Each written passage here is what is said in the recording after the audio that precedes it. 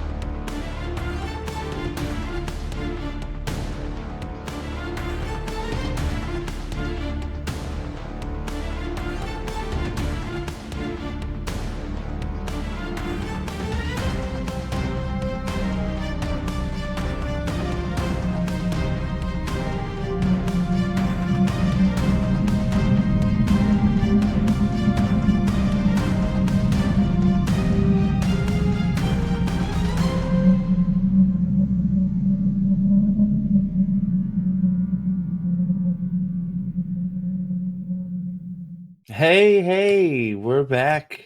Welcome. We have Nathan as well. No, I guess it's Bob the Skull. Rico, the retarded cousin of Bob the Skull. So Rico, Bob's retarded cousin is here. Uh, hey Rico, and of course Aldan. What's up? The uncrowned king of Mad Men. How's it going, guys? What's up? Are we all muted?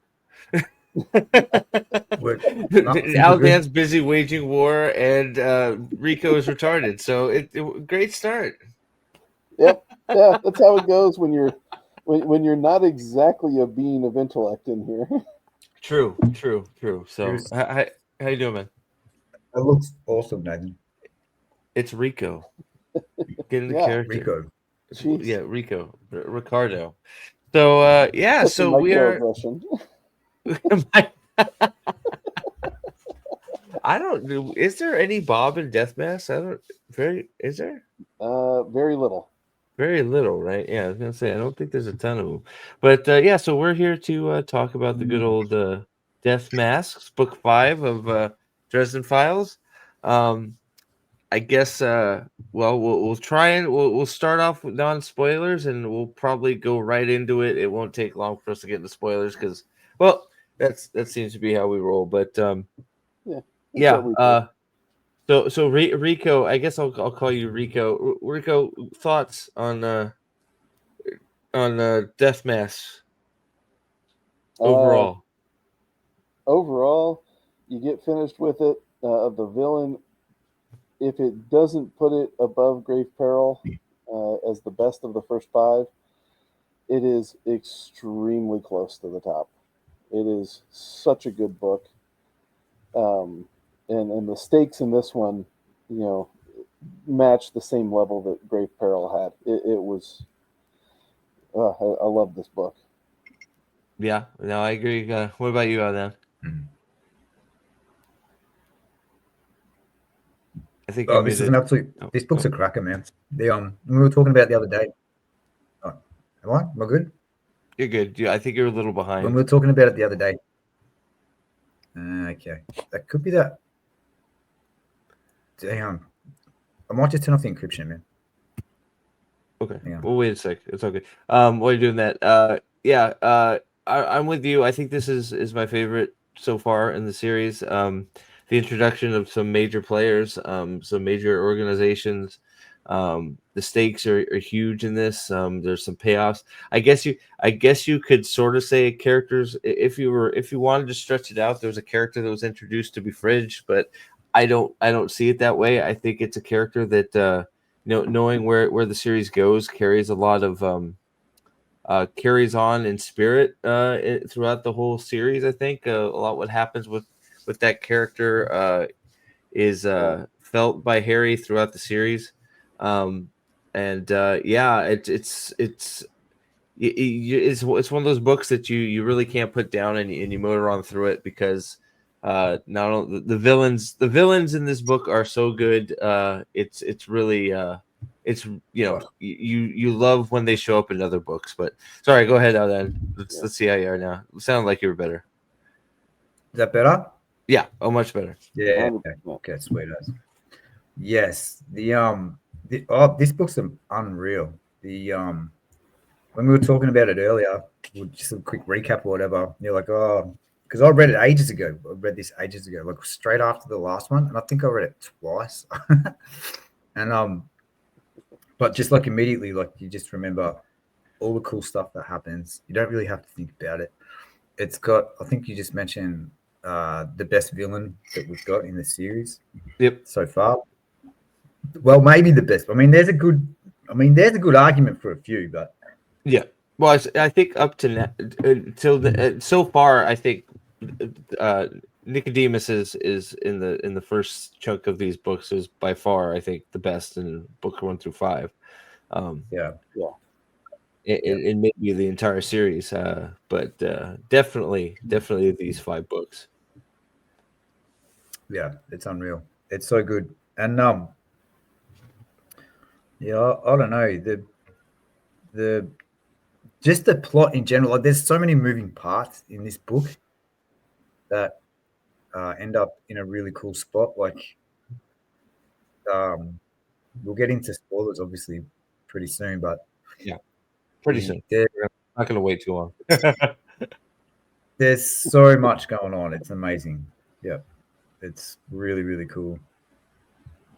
And so I don't. Yeah, so I don't think there's any reason to lollygag around and not talk about spoilers because that's where most of the fun is. But I think it's the best of the 5. When we do our wacky ratings at the end, we'll see what everybody thinks. But it's just it's pure just what Dresden does good. It's once you start, Harry gets whiff of something going on, and he just starts searching and doing his detective work, and things start happening really quick, and it's just a mile a minute, and I don't think there is any sort of downtime in this book at all. It just sort of, the pace is sort of unreal, I think, as well.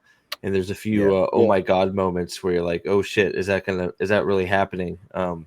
Several at the end, but it's a quick, easy. It's a very quick, easy read, and very enjoyable. I think the best one of the series. But I don't know. Do you have anything? You guys have anything else to say before we just go headlong into spoilers? No, I think it's also the best one in the series up to this date that we've hit.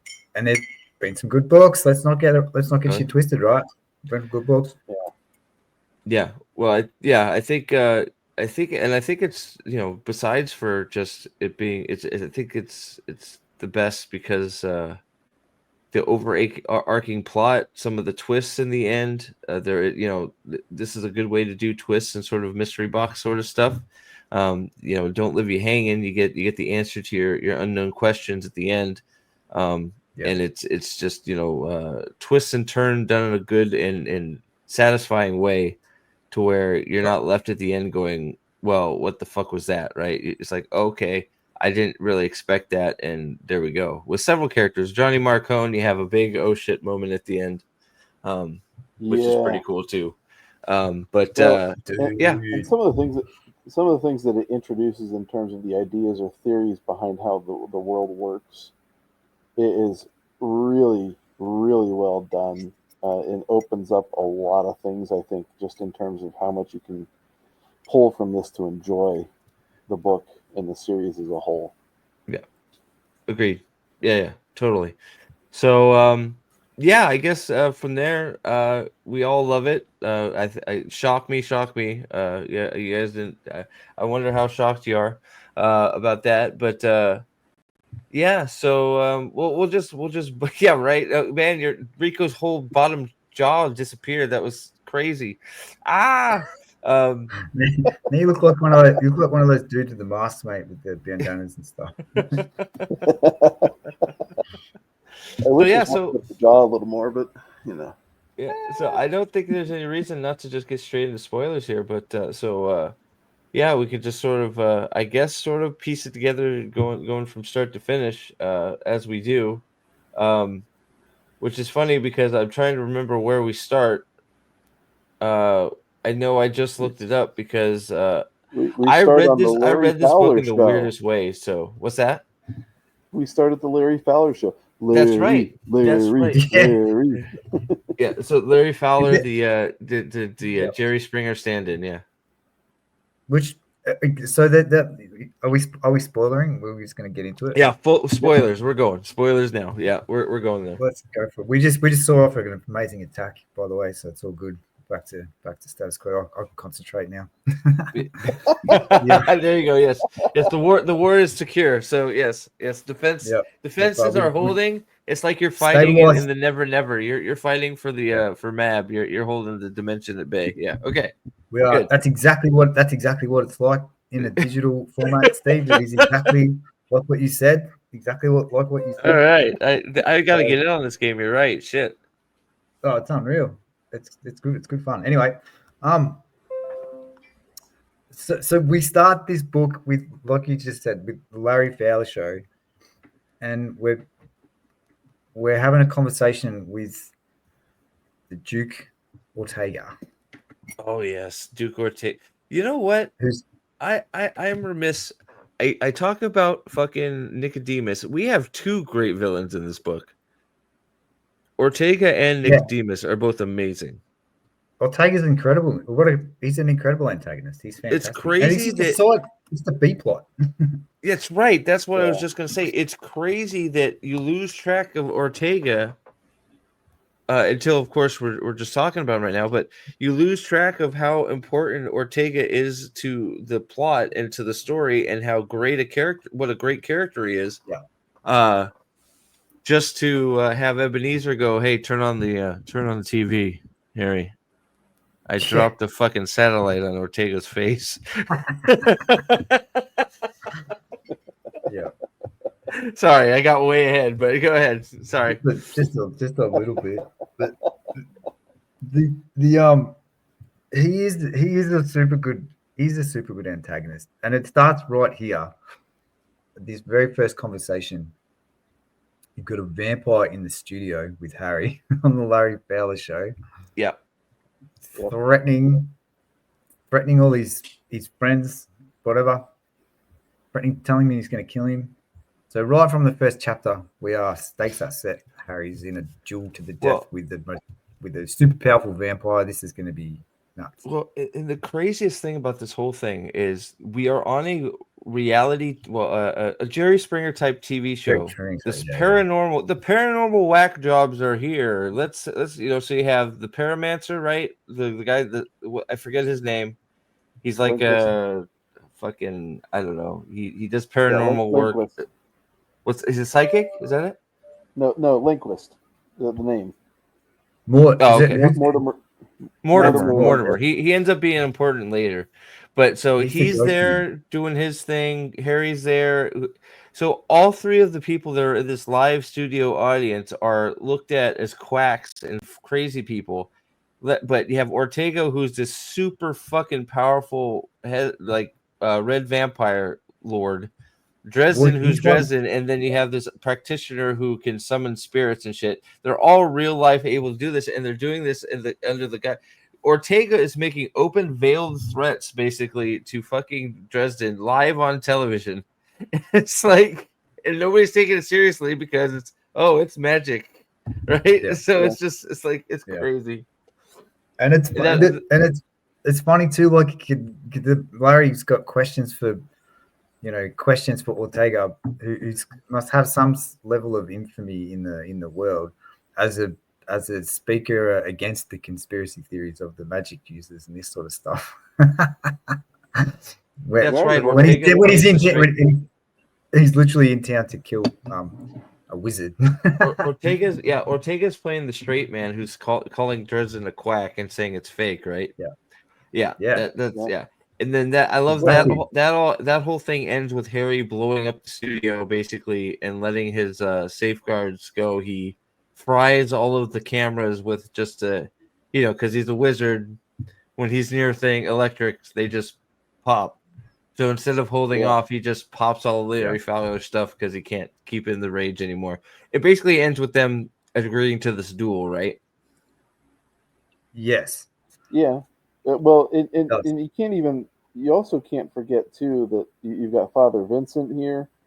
You got the fact that Harry's only there because he's cash strapped, but he also Mortimer is looking for Susan for him.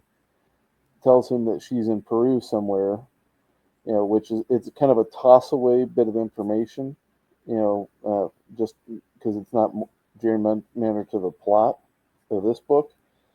But Harry's not expecting anything else beyond this, and then this is when Mortimer or Vincent is on there, and he's a skeptic as well, and they have him, and then cuts the commercial, and then that's when they bring on Ortega, and Ortega just antagonizes him the whole time.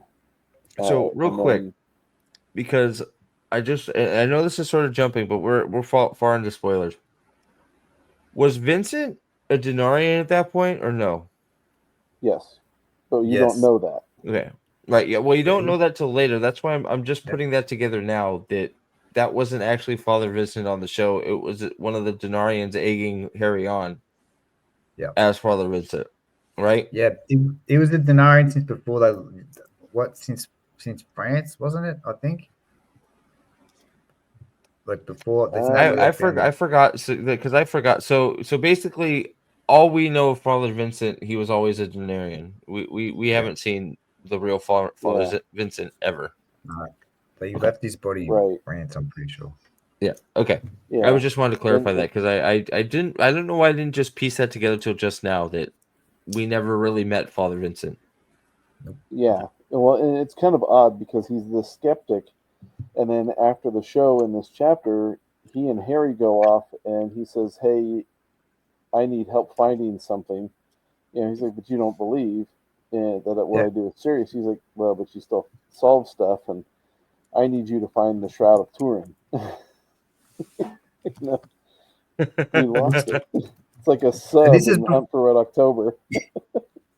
Yeah, this is the first end of the first chapter or the end of the second chapter. I'm not sure which one it is. Yeah, end of the first chapter. So we've got to fight to the death with the King of Vampires, and we're looking for the Shroud of Turin from a priest who's actually not a priest. He's a shape-shifting fucking lizard man. Yeah. And I don't know how Butcher comes up with this shit, right? Like, yeah. And then someone tries to shoot him up at the end of the chapter, and when he leaves Larry Fowler, right? Like someone tries to whack him there. Yeah, and Harry thinks it's him. That someone's going after him. He thinks it's originally Marcone. But which makes complete logical sense. Well, it's funny too because you figure out that Harry made a lot of assumptions that were wrong in this book. He thought a lot of things that didn't actually. He was wrong, which hasn't happened a ton. Like it's happened a few times. But like he seemed to be way off until the end. Like he didn't make Father Vincent till the end of the book. He didn't realize Marcone was not the one hitting him till close to the end of the book. He got Nicodemus outsmarted him left, right, and center in this book. The whole way. The whole way. Yeah. Even all the way, even to the end. You could say to the end. You could say to the end. After the end, he almost got Michael's. Well, he got what he wanted. Nicodemus got the best of everybody in this book. Nicodemus won, I think. When it comes down to it. Yeah, 100%. I agree. I'm not sure if that's contentious or not, but Nick, no matter what happened, I think that Nick had multiple goals. That's another thing that was really cool that Butcher added into this. Probably this is the first time that he's had this for the book so far. And it's what makes Nicodemus such a fantastic antagonist, right? Is that he has multiple layers of plots that he's ticking off at the same time. Yep. And so and you're trying to work out which one of these things is the most important to him, so you can sort of try and work out which way is likely to go in the story, in the plot. Yep. As Harry's trying to work this out too, right? And Harry's got the priorities of Nicodemus completely wrong. He doesn't realize that he's Nicodemus's number one priority. I'm pretty sure. Yep. Well, and Nicodemus has done so fucking good because, like, even though I guess his main goal, one of the main plot device, he doesn't. Well, he doesn't. It doesn't completely work. It works. It works a little bit, but not completely, right? But Nicodemus doesn't stomp and cry like a baby or like you. He's like, all right, well, I'm immortal. Fuck it, I'll get you next time. Yeah. And that's it, right? It's just like it's perfect, right? It's just like, you know, Nicodemus acts like an immortal who has plenty of time to just play the long game and try again. And that's my favorite part about him is even though he technically loses, it's like, well, I'll get you. I'll get you. He's a villain with that utilizes his knowledge and it gives him patience, and you know, and that's part of what makes him scary because it's like he gets away at the end, and you understand that this guy's not going anywhere. The only success really that Harry had against him was the noose part hanging from his neck that he was able to utilize for just a handful of seconds. Well, and then you think it's over. Really important. Well, the best part, one of the best parts of the book is you think it's over. They're having a picnic. They're at the carpenter's house. All of a sudden, this coin comes over the fence. Little Harry Jr. goes to grab the coin. Harry shits his pants, and all of a sudden, now Harry's a Denarian. And in a split second, it all changes. But he's not a Denarian, though. Well, I mean, he potential. I mean, he's been touched by one. Nico's plan right from the start was for him to have Lashiel. Yeah, fantastic. Lashiel to pick him up. That was his goal, and he got it right there in the last page. It's amazing. Out of the blue. Also, out of the blue. Out of the blue, and it's just like, and Harry is like it's great character work too, right? Because like Harry's immediate response is not he knows because we've spent a whole book of Michael and Sanya and Shiro collecting these things. We've seen them with handkerchiefs and whatever and looking after him, and then they account for these coins. They're the keepers of the coins. It's his best mate in the world. And Harry's immediate response, even though he does the right thing, like he stops the kid from picking up the coin, but he doesn't give it back to Michael. He takes it and he buries it. Buries that shit.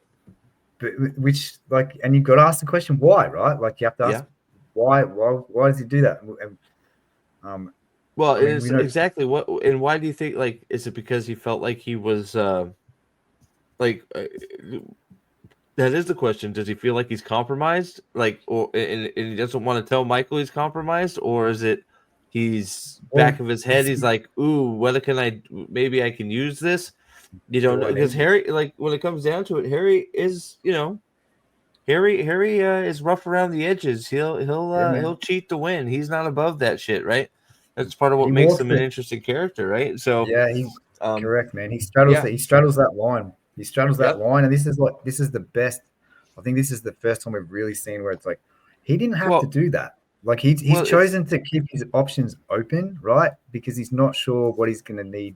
Well, I think anyway, this mindset, because it's not clear why. It's never clear. I don't think it's never clear. Well, I mean, it comes back. I don't think it's ever clear why. Obviously, ends up, spoiler later. We don't talk about.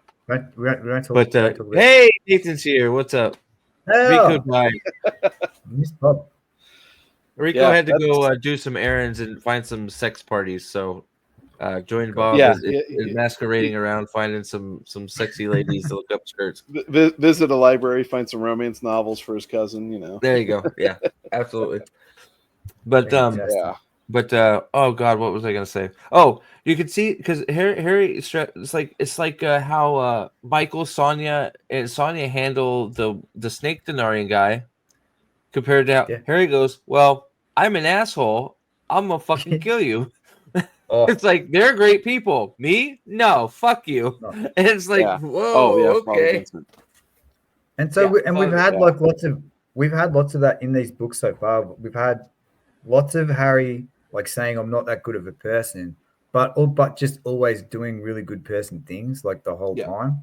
And this is sort of the first time where you really have to, where you as the reader, like you're really asking yourself the question, why did he not just give that to Michael, who's right there? Yeah. Like, why? And the answer is Harry is great, man. Like you said, he straddles the line. He straddles it. So like, he's we like, can I don't talk know. about. Yeah, it's very easy. It would be very easily to slip into why, because we know why. Eventually, we know why. We know why eventually, but Yeah. like in this But, moment right now, that's what I mean. Like that's what Yeah. Butcher's done here. He's like he's flicked the switch. He's gone. He didn't need to do this right here. There's no real reason for him to not give it back, but he he's at the perfect place to give up this coin and get it in protected hands. That's right. Right. Yeah. Right. And he's just saying too, like he's just spent a whole book.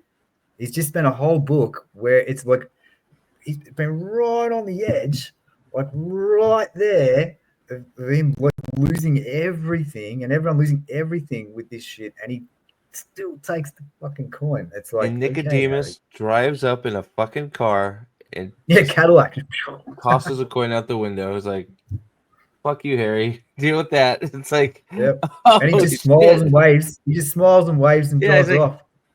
Bye. Enjoy Lashio. She'll love you. It's like, what? This is immediately after we've just had this massive, epic, like fucking chase on the train. This is the cool down. This is the cool down after the gigantic fucking fight. Is Nicodemus like, well, you may have stopped the plague, but fuck you, I win. It's like, what? No. Which goes back to like, which takes you back to like, Nicodemus's priorities, as in like, I've got 5 different plots that I'm going for here. My number one is getting like the most powerful, like raw power wizard that's really going at the moment under my control. Like that's my number one, and no one's gonna be able to figure that out, right? I'm gonna do all this other stuff, which I'm gonna be really happy if I can cause massive mayhem. I'm gonna be really happy if I get to kill some knights. I'm gonna be really happy if I get some swords along the way. I'm gonna be really happy with all this stuff. But number one is I want Harry Dresden as a fucking knight. Well, it's so cool. What's crazy about this book too is there's 2 gigantic plots happening at the same fucking time that are completely independent of each other. So you have all this stuff going on with Nicodemus, and we haven't mentioned once Susan Rodriguez and her organization, Ortega, the Duel, Ivy, and all of them that still have this giant piece to play in this book. We haven't even touched it yet, and it has nothing to do with everything else that goes on with Nicodemus. Zero. No. It's so wild. It's so totally wild. Nothing to do with it at all. But it doesn't feel crowded. Like at no point does the book feel disconnected at all, right? Like it's just another day in the life of Harry Dresden. It's unbelievably well done. Yeah, it flows so well because he's sitting there trying to juggle. It's like we have things in our lives that come across our plates, and they're all. They make our days seem hectic and all sorts of batshit crazy. And so Harry's version of that, though, is, he's got to deal with Ortega on one hand. And then on the other hand, he's got to, deal with Nicodemus. And it's absolutely insane. But he brings it together. Butcher brings it together so well to balance, he balances it out in terms of how he writes the script, so it all ends up working out fine. While slowly expanding his cast of characters too, because we're also just introduced to what we get. We get Ivy, we get Kincaid. Kincaid is in here. We get the 2 Denarians. We get there's somebody else. Ortega. We get a little bit a little bit of Ebenezer, a little taste of what Ebenezer is capable of. Waldo is mentioned again, Mr. Butters. Then Sonia, who is awesome, is introduced. Sonia. Yeah, it's wild. So I know we're jumping all over the place, but so we start with the show, which pops off. It's weird how we start with the show and we started talking about Nicodemus. which has nothing to do. The show has nothing to do with Demas. It's because it's I don't so know how good. that happened. The end is so good. Well, It's because we went to Shroud, and when as soon as you go to Shroud, you just Yeah. automatically go to Nicodemus. Well, So that's how he. Yeah, so let's just say the main I guess plot device The main plot. Yeah. is the Shroud of Christ has been stolen. Yep. And you're like, okay, so what? Harry explains. Maybe probably one of you would be better at explaining why, but since the shawl is a religious artifact in this world, religious artifacts carry Enormous an power. element of power along with them. So so you have the Knights of the Sword who each have or the Knights of the Cross, each of their swords has one of the nails that Christ was that were used to crucify Christ, which is what gives them their power and their attachment to God, right? So any of these holy items carry immense power. So this shawl is not only a religious artifact, it is a huge an artifact of immense power. And I think it's actually it's very cool how Butcher takes does these types of things with these artifacts, these real life things, or these I don't know if that's the best way to these religious things, and applies them to his story and just sort of brings them in as objects of power. I think it's very cool. Yeah. I mean, he continues to do it too. Yeah, he does. It is excellent. And this, and it's interesting because like in his discussion with Vincent, he shows him this picture of this murdered man as we bring it back to the beginning of the book. Mm-hmm. Yeah.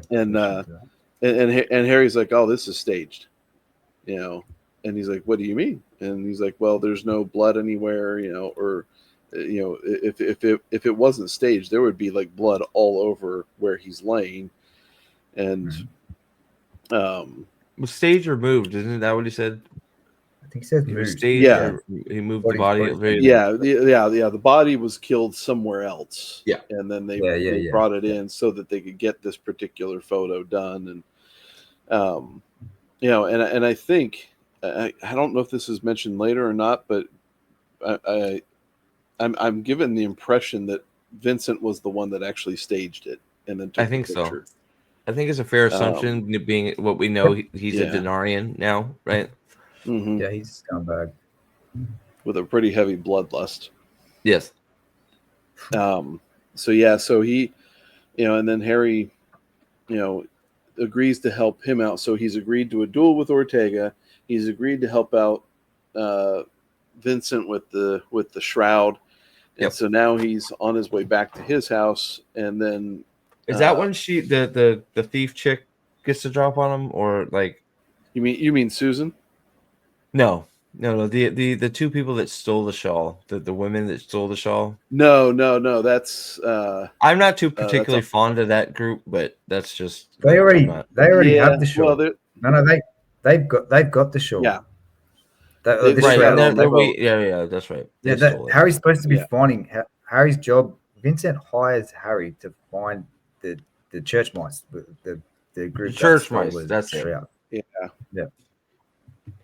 Yeah. So and then she ends up just fucking with Harry, stealing all his shit, which takes his fucking coat, bitch.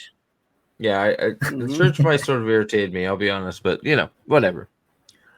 Yeah, I mean, they were the motive or the vehicle for the shroud. So right, they served their purpose, and it was brief. But then, when Harry's leaving the crime scene, right? That's when Susan shows up.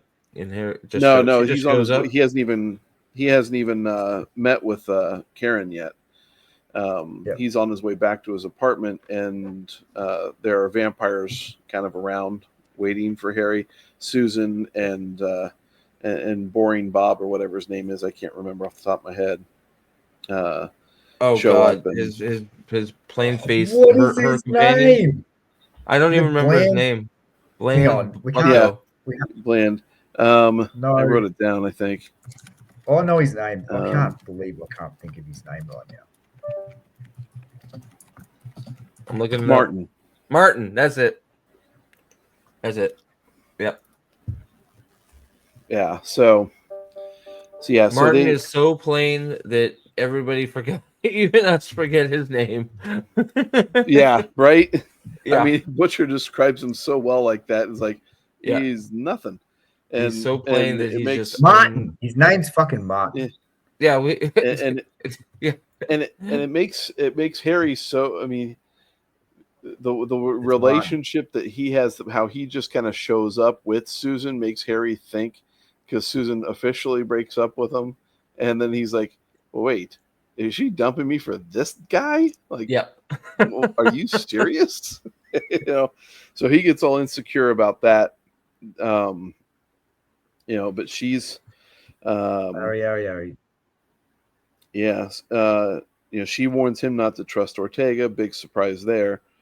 Um, and then Yeah, Martin and they've got their shows up and takes they've her got away. their own little thing going. Mm-hmm. Yeah. Martin and They Susan, do. their organization that they're working for, and was it Peru or something? Yeah, What are they Peru. The Order of St. Giles. There. Yep. Yeah, and they're in Peru right now. Well, I mean Chicago right now, but they're based out of It's Peru. like it's an anti-vampire Anti-red. association. It's Yeah. not just anti, but it's specifically anti-red. anti-red court. Okay. It is specific to Red Court. Okay, I don't think I realized that it was just the Red Court. Yeah, because they're all like that's how they get their power. They're all reds that haven't turned. That's right. In the That's order. right. That's right. Yeah. Okay, gotcha. I rememtle now. Okay. It's so cool. It's the best. It's a great little bloody secret society, because what a great way to fight back. It's like, I'll take the gifts and I'll fuck you up as much as I can. I love it. Exactly. Yeah. No. So the Red Court. So So the Red Court vampire. So they're basically, that organization is people that should be Red Court vampires but haven't fed, so they haven't turned. Right. Yeah, Right. and they've come up with this and we learn that they've come up with this ingenious way to put they tattoo their bodies, which holds it at bay, and they get a certain amount of I'm not sure how it works. How does it work? How does it work again? Like a certain amount of they can spend. It Yeah, it's like a special ink. Yeah, it's special ink, so they go red when they are losing control or something like that. Yeah. When the tattoos become more vibrant, it becomes very dangerous, which it certainly does. And that's what like Susan is like specifically engages with Harry in the dark at first, so that he can't see the tattoos and stuff on her in this first instance as well. So he doesn't really. Harry's is all a bit weird. Yeah. So after Martin grabs her and leaves, then he goes and meets Karen Murphy at Murphy's. Yep. And then they go over to the morgue to meet up with Butters. Is this the first time we've met Butters? Polka will never die. No, that's in a few books. That's way too far spoilers out there. We've seen Butters before. Have we? Okay. But yeah. In any case, we go to the morgue, and he shows them a handless, headless body that has been killed by plague or plagues, multiple plagues. Yeah. And like every bug. I think the way that he describes it, the way that he describes it is like, if every disease ever activated all at the same time in one person, that's what happened. Mm-hmm. Yeah. And so Harry kind of makes the connection with this and connects it to the murder with the shroud, just because how gruesome it seems to be. And then, so Harry kind of gets that information, promises he'll keep, Murphy in the know, and then he goes to leave, and all of a sudden now he's getting attacked by a bear. Yeah, yeah, and that's the Denarian. What's his face? What's his name? Yep. Whatever his name is, the one that Sonya Ursius. used to be. Ursius. Is it? What is it? Ursius. Ursius. Ursiol? Is it Ursiol or Ursiot? I think it was. Who's the angel It guy? could be. Ursiol's the angel, isn't it? Yeah, or Uriel. Yes. Uriel's the angel. Uriel's the. Yeah, Uriel's the angel, because that when we get to that scene in later books, there's something that absolutely floors me with that stuff that Butcher's fucking brilliant with. Yeah, he does all But, the god stuff amazing. Yeah, it does. So yeah, it is a. Yeah, I think it's Ursius, because Ursius is kind of a bear reference in the language. It's not Mago. Like Yeah. like Ursa Major, the star is a bear, the constellation. So, but in any case, this thing attacks, and Harry's all of a sudden kind of like, "Holy crap! This is not your normal bear." He has no idea what's going on, and then all of a sudden, It is. the Knights It of is the Cross Ursiel. show up. Yeah. Knights of the Cross, baby. Yeah. So we not only have Michael, but now we meet Sonya and Shiro, and they end up fighting off and killing the bear. Is this before? Is this where does he go? Does he do the soul gaze with the thing here, where he ends up on the cliff face with Yes. the man? Yeah.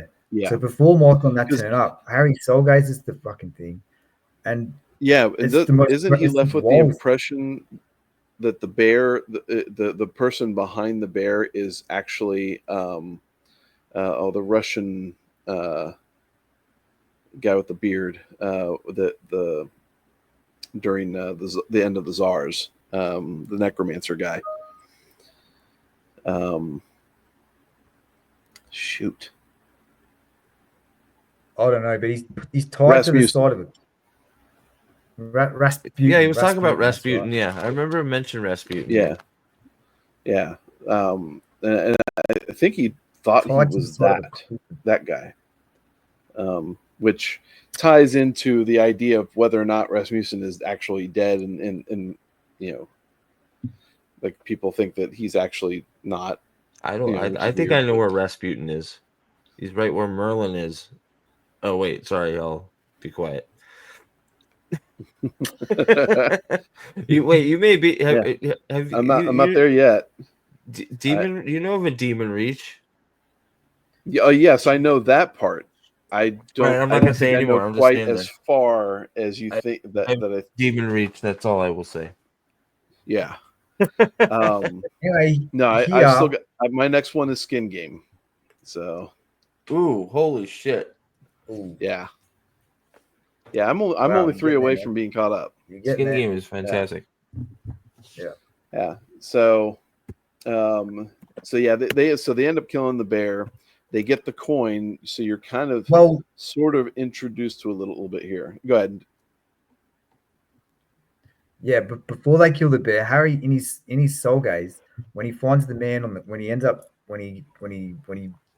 travels within his mind with his third eye, with his sight to the cliff with the man stuck to the cliff, and the force that's behind it that talks to him of actual Ursula, the demon, right, or whatever. And like Harry, this is the first time we've seen it, but that's the fallen angel, or that's the fallen, and the power and the scale of the power that just like could just crush Harry like a tin can. Like he's just like he's totally and utterly cooked. And then the knights show up. He had no idea what he was looking at when he soul gazed this dude, and he has no idea. It's crazy. Yeah. And the knights. Well, what happens when the knights didn't get there? They just take him apart. They handle them pretty quickly because there's 3 of them. Yeah, the Knights I are think the each Knights one are of them no probably joke, would have. man. Especially when all 3 of them are together. Yeah. yeah, they would. I think individually they would have been fine handling Ner'zhul themselves, but all three of them, they were just kind of like, yeah, you know, this is ninja power type shit. Um, so but so you find out that these are fallen angels bound to the silver coins that are part of the 30 pieces of silver that that Judas the traitor Iscariot was paid, which is an absolute genius It is. kind of It is integration. genius. So but they come in and they know what Harry's mission is with the shroud, and they're telling Harry, you cannot do this. Do not get involved, because they understand what's behind the hunt for the shroud with all the Denarians. They know who's there. Well, isn't it not just that? Isn't it that they've been given a prophecy, a part of the prophecy, right? But they only have half of it. Yeah, they only have half the prophecy. That if Harry does this job, that he will die. It's that he'll die. Is that what it is, or that he will turn? I'm not sure. No. Oh, yeah. No. We only get half of it because we find out We at get the half end of it. Yeah, because Chad does it, but his demon mate tells him the rest later. Yeah. Yes. Because Cheryl saves the day there, which is heartbreaking on several levels. Yep. Yeah, Bob tells him the rest of it, I think. Is it Bob? No, it's Chan Jazareth. It's not Bob. It's Chan Jazareth, whatever his name is. The demon that weird demon. That fucking demon thing that he calls up. The one that he conjured up with the one that he called up for the liquor. Oh, yeah. That's right. The demons that help you, but also will eat you and want your if they control. If they get out. Yeah. So, but they're just like, they are dead set against Harry participating all in this. They're telling him to leave town because it's a pretty hefty, group that's come into play. And Harry has no idea. And if that accidental soul gaze with Uriel is in any indication of Harry being in over his head, he's really in over his head. Yeah. I mean, he's always in over his head, but he's significantly in over his head right here. And this is why, like I say, this is where Butcher is like setting the seeds here in this conversation that Harry has with Michael and the Knights about how outclassed and how outpowered he is in these situations. That he's gonna be in between his friends and these forces, and that's why when we get to the end of the book, when he makes this decision, it's like it comes all the way back to here when Harry's now feeling insecure, like right here. And he's like, Michael's like, you can't get involved in this. And Harry's like, you can't tell me what to do. I'm going to anyway, which is so Harry. It's so stupid. But and so immediately, like, he's like, I'm going to be here no matter what. So, in the back of his mind is ticking over, I'm going to have to figure out ways to power up. And that's what he starts to thinking. Leading to our conversation we had already about a certain coin that is a way to power up. So yeah, that's right. So Harry leaves this conversation, heads back to his place, and he starts talking with Bob. Bob gives him the lowdown on the operation of duels. Because we got the Ortega duel still floating around. Yeah, just a minor, fight to the death. Detail. And Bob's like, Harry, where's your copy of the Accords? Have you read them? And he's like, it's this, but it's not whatever. He's like, have you got a second? This, what's that? Like, right. Bob's like, Harry's just kind of, again, he's Harry thinks it's like, okay, you grab a gun, I'll grab a gun, we'll take 10 paces, turn and fire. It's like, no, there's a ordeal with this, and and Harry was like, I'll do it. I've got basic ideas of how it goes, but I want it in writing and all that. And Bob's just kind of like, you got that part right, but you're still kind of retarded, like my cousin Rico. Yeah. Yeah. This duel is gonna involve some matter from beyond our fucking scope of reality. Mhm. Jesus, the duel is crazy. The duel is crazy. Yeah. It's one of the best parts of the book, man, and it's not even it's a side plot. Yeah. Well, I mean, we're getting close to. Well, are we getting close to the introduction of the Ivy or no? We Not are quite actually. yet. I mean, What happens next? it comes. Pretty soon. It comes. It's coming here pretty quick because he meets Urashavas first. Okay.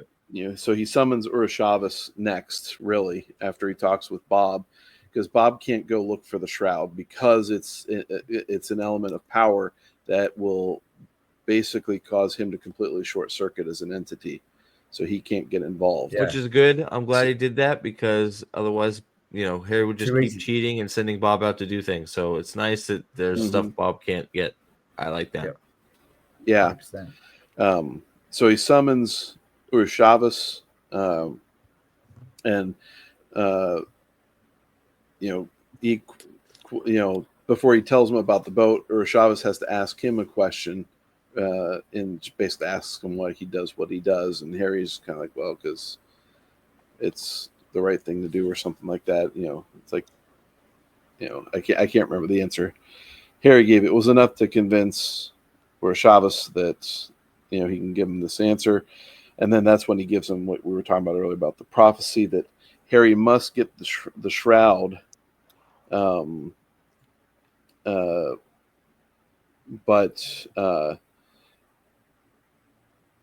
if he doesn't get the shroud, it's not just him that'll die, it's all of them will die. Yeah. So, and that's that last part is what they didn't have. So Harry's now bound to protect Michael and Sonia and Shiro. And that thing tells him exactly where it is too, right? That demon thing just tells him. It tells him it's on a boat. Yeah. Yeah. Yes, like, go get that shit. Yeah. What else? So and another great. Yeah. Sorry. Oh, go ahead. I was moving on unless you wanted to.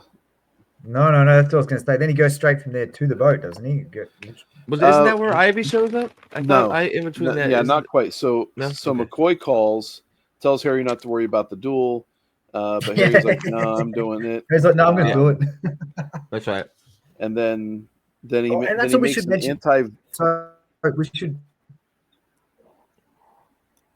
we should ahead. say, right? Yeah. Like he's doing it because the duel. He's not going to step out of the duel because the guy eats kids. Like the guy feeds on children in his village, and Harry confirms this with him, right? Like at the thing, he goes, "Nah, actually, that's okay. We'll fight." Harry's got a shot. He's going to take it, right? Yep. Yep. Gutsy, man. So Harry makes an anti-vampire venom potion. And then Bob, he sent Bob out to actually look at Marcone. But Bob comes back, and Bob's hurt because he ran through some wards that were set up at Marcone's place. So what the fuck is going on there? And then at that point, then his own wards start going off because the archive shows up, and she informs him that she is the emissary of the duel. The archive, yes. Yeah. And so it's Kincaid and this little girl. Who is the most powerful wizard on the planet. Yes. Yeah. And Harry's like, the way she handled the wards, I'm like, No, but like as she was coming in, is Susan at his house? Susan's there, right? Yeah, I think she's there. Yeah. Susan's there, and they're having a conversation, or whatever. And then his wards start tripping, like he's like protection, his little flags that he's got out in the street as magical entities coming towards his house start firing off. The flags are going off, and he gets this sense of some massive supernatural force that's coming to his house, right? And so he's getting prepared, and then this little girl knocks on the door. The archives, this the tiny little 10-year-old girl or something. Yeah, it's like, and he's looking around. He's like, "Where's the big bad guy?" Yeah, and so and you find out that she is the sum of human knowledge, and and then she informs him he has to have a second, and he has until midnight to get the second.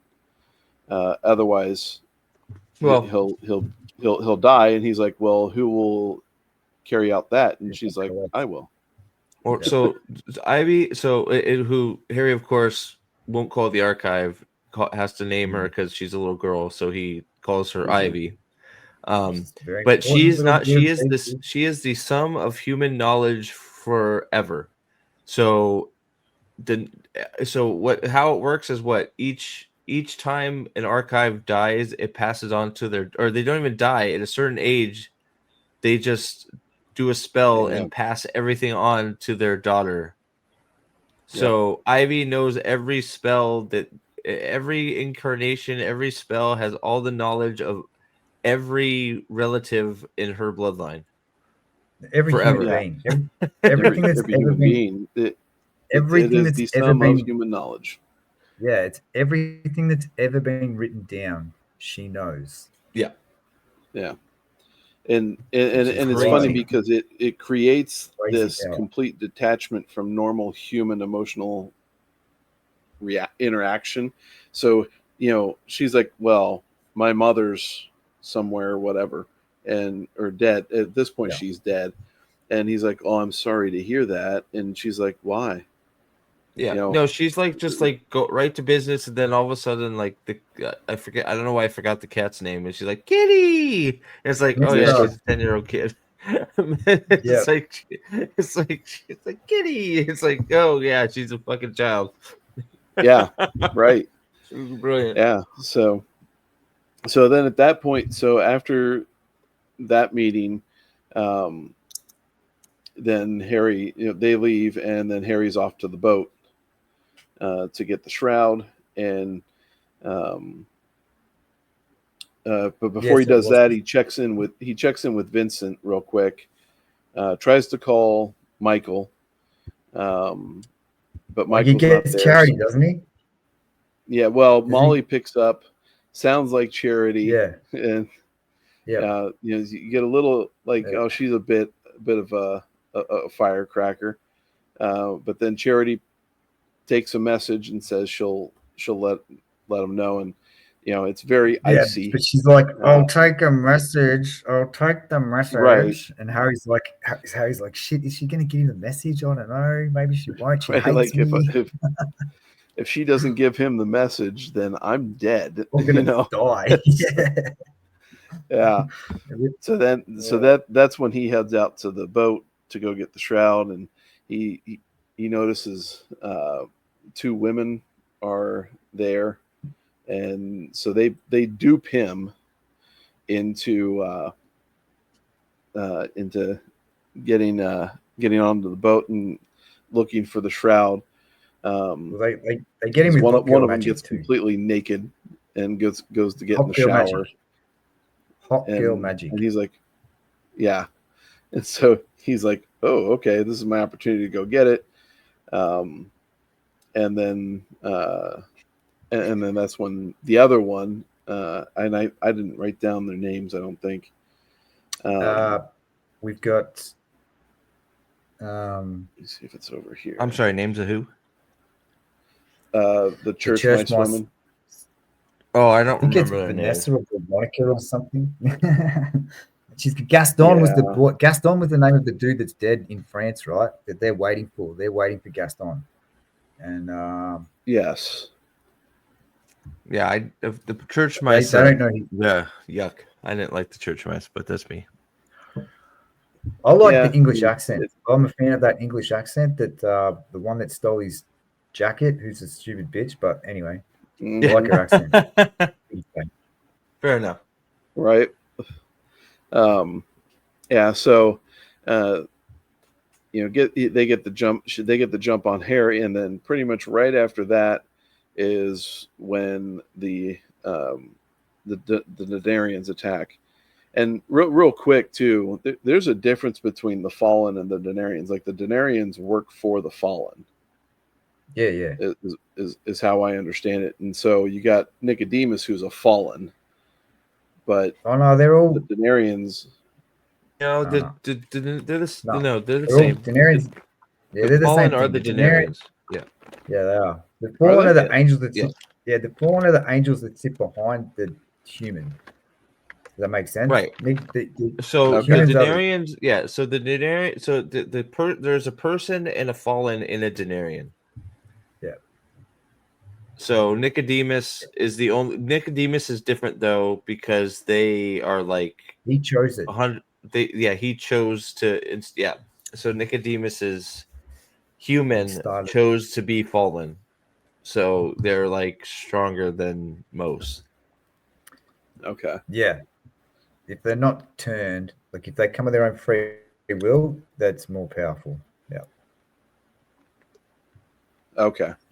Yeah. Which is an interesting take too, right? On but it's the flip side of the other coin, which is the free will that the knights have to give the grace and the free will to give it up, which puts them at a huge disadvantage when dealing with these like deceitful pricks. But it goes the other way as well, right? Well, it makes Like the the scene with the power of- snake boy even crazier because like Yeah, Harry no. just can't fathom it.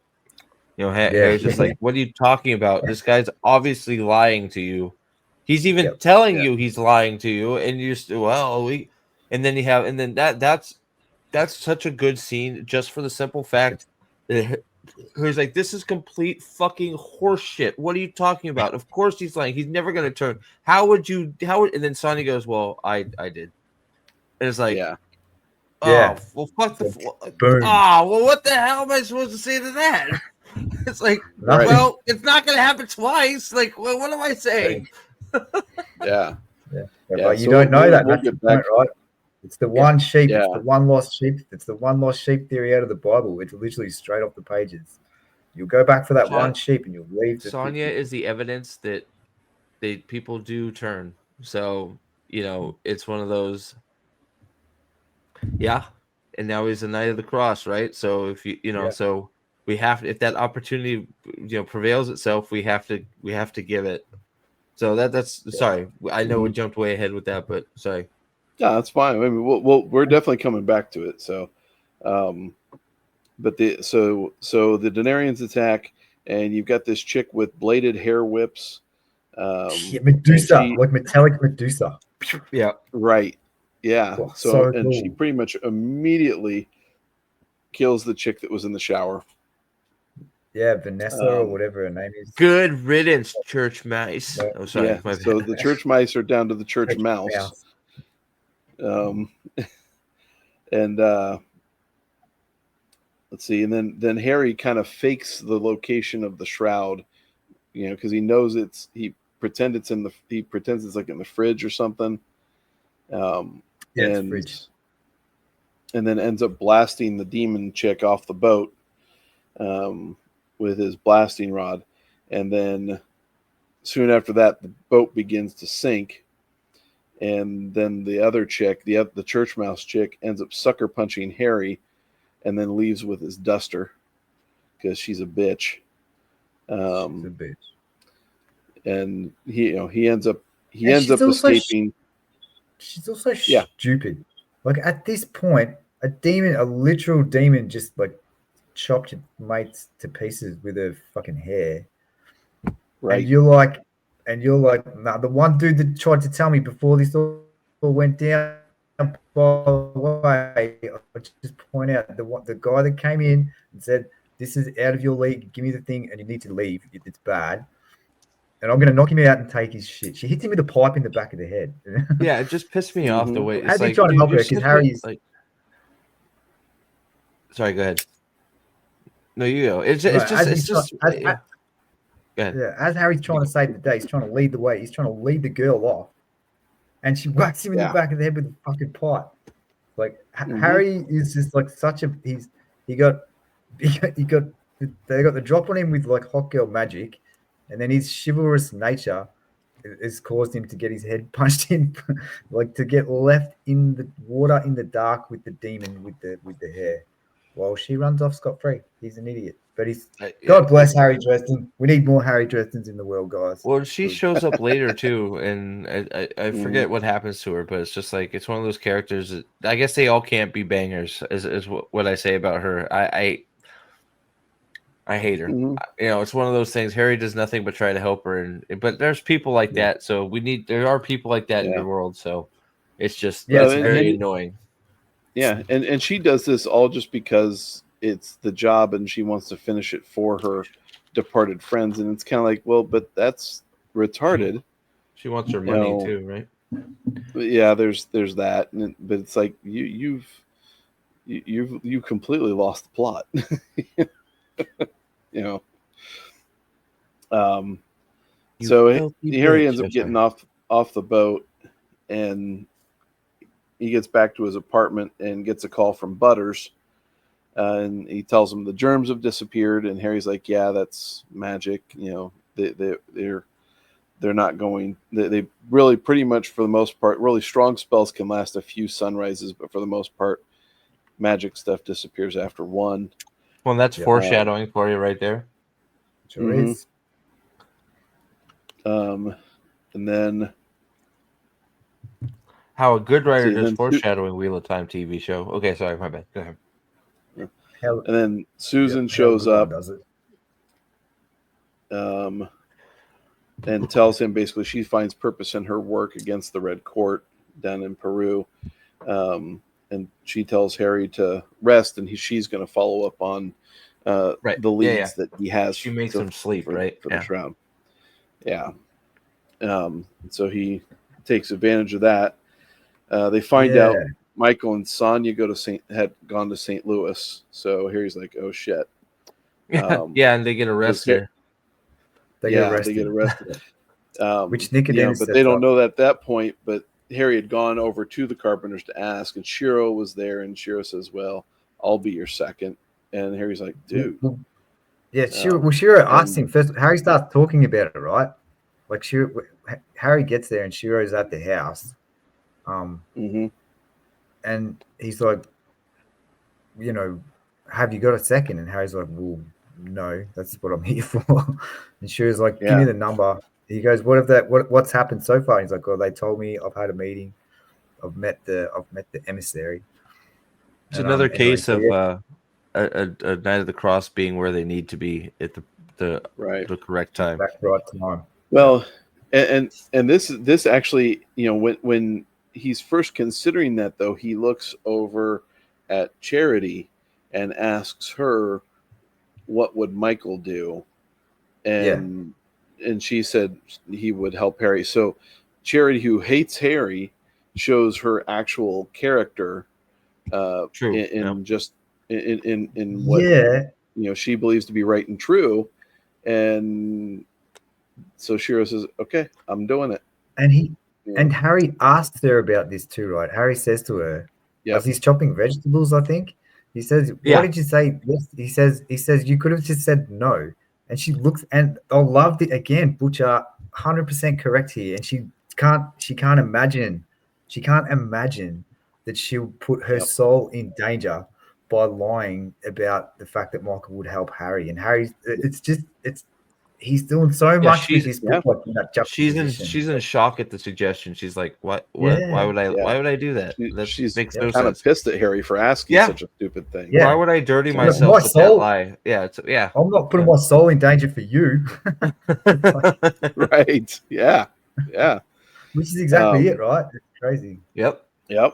Which in Charity Carpenter, there's a lot more BCI. So stay tuned. Keep reading. Oh, Charity's fucking awesome. So after Very that, many layers. Yeah. Sorry. Yeah, she may be the most layered sub character in the series. Maybe. Oh, we're gonna have to do Possibly. that tier list we talked about because there's some competition.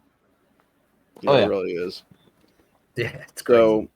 So Harry finds out that Murphy's been pulled off the case because what's his nuts is a fucking dick and just wants Rudolph, to wield the his red-nosed political reindeer? penis. Is it Yeah, Rudolph? Yeah, that guy. Rudolph the brown-nosed reindeer. Mm-hmm. Yeah. That's cool. Rudolph And is an and she asshole. wants so she wants Harry to back off the case because she's getting really concerned that Harry is going to get caught because she says, Harry, were you on a boat? What the Like, fuck were boat? you thinking? Why would You I be on a know, boat, you bitch? Are you crazy? yeah. Um, Yep. and so she's like, just watch yourself because they're getting really close to being saying, hey, we're going to put out a warrant for this guy. Yeah, and Harry starts to get when Murphy has this conversation with him, he starts to get defensive because like last time they had this conversation, he ended up in handcuffs or whatever. Yeah. Right. And so we get this progression in the Murphy Harry arc here where like, Murph's like, no, I'm not gonna you're already been handcuffs if I'm gonna put you in handcuffs. I'm just you gotta just watch it. You gotta watch this 6, mate.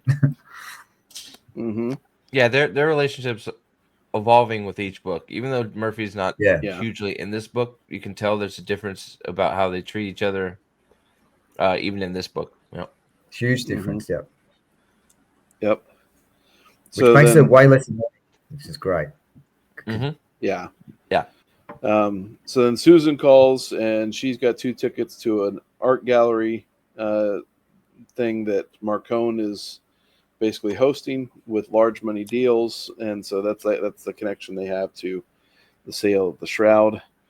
So That's right. Yeah, well, that's what she was doing with her lead work. She was figuring out where this might go down or whatever, and she's telling Harry about that there's like this arts deal thing, this arts bloody display going on with some heavy hitters from out of town coming into town, and Harry's like, that sounds like a really good place for something for this.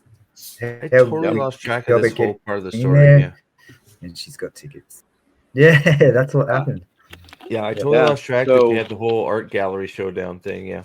Sorry, go ahead. right, yeah, and it's a big piece too, and you're like, It man, is. It is. Yeah. It's a huge It's crazy. piece. It's a huge piece in the whole story, actually. Yeah. Yeah. So before she gets there, Harry goes off, picks up a piece of the shroud from Vincent. Then he goes and picks up Shiro, and then they go to Max. That's the one question I had, right? When I was reading this the last time around, when he did the give me the bit of the shroud, I'm not sure how. So how did I don't know how the Denarian, who is Vincent, had the shroud, had bits of the shroud that he could FedEx to him or whatever he does to him. I think it was alluded to. He got them as Vincent, like at the end, because I thought Yeah. I'm pretty sure Harry asked him about that exact thing. Said, "Why are you giving me all this He was shit? able What to are you have doing?" them have the Vatican send the little pieces that they had to him, But if I remember. he's not correctly. actually Vincent. So how would he? Well, know? But that's my point. My one little thing with this book is like he's not actually Vincent. So like, but how he would he could know use what his the protocol? Because they credentials. would He just has hand out bits of the shroud. he has everybody fooled, including what's his name, father, the other father. Yeah, I don't know why. Yeah. So he has Yes, everybody but fooled. this is So like, I guess it but- is. I guess you're right. It is a major. It is pieces of a major artifact that they wouldn't be giving out willy nilly. It would have to be some kind of a proof. You'd have to have more than just like flash your ID badge. I reckon. I don't know. It'd have to be secret could- passwords or something. It could be something. Oh well, yeah. I guess we're not really. I was gonna say it could have been something that Father Vincent already had on him when the Denarian took him over, but Maybe that's actually not a bad. That's not a bad shout. Maybe he took it because he was prepared. or something be. maybe. I don't know. Yeah. So after that, he picks up Shiro. They go to. It's cool how Harry's like.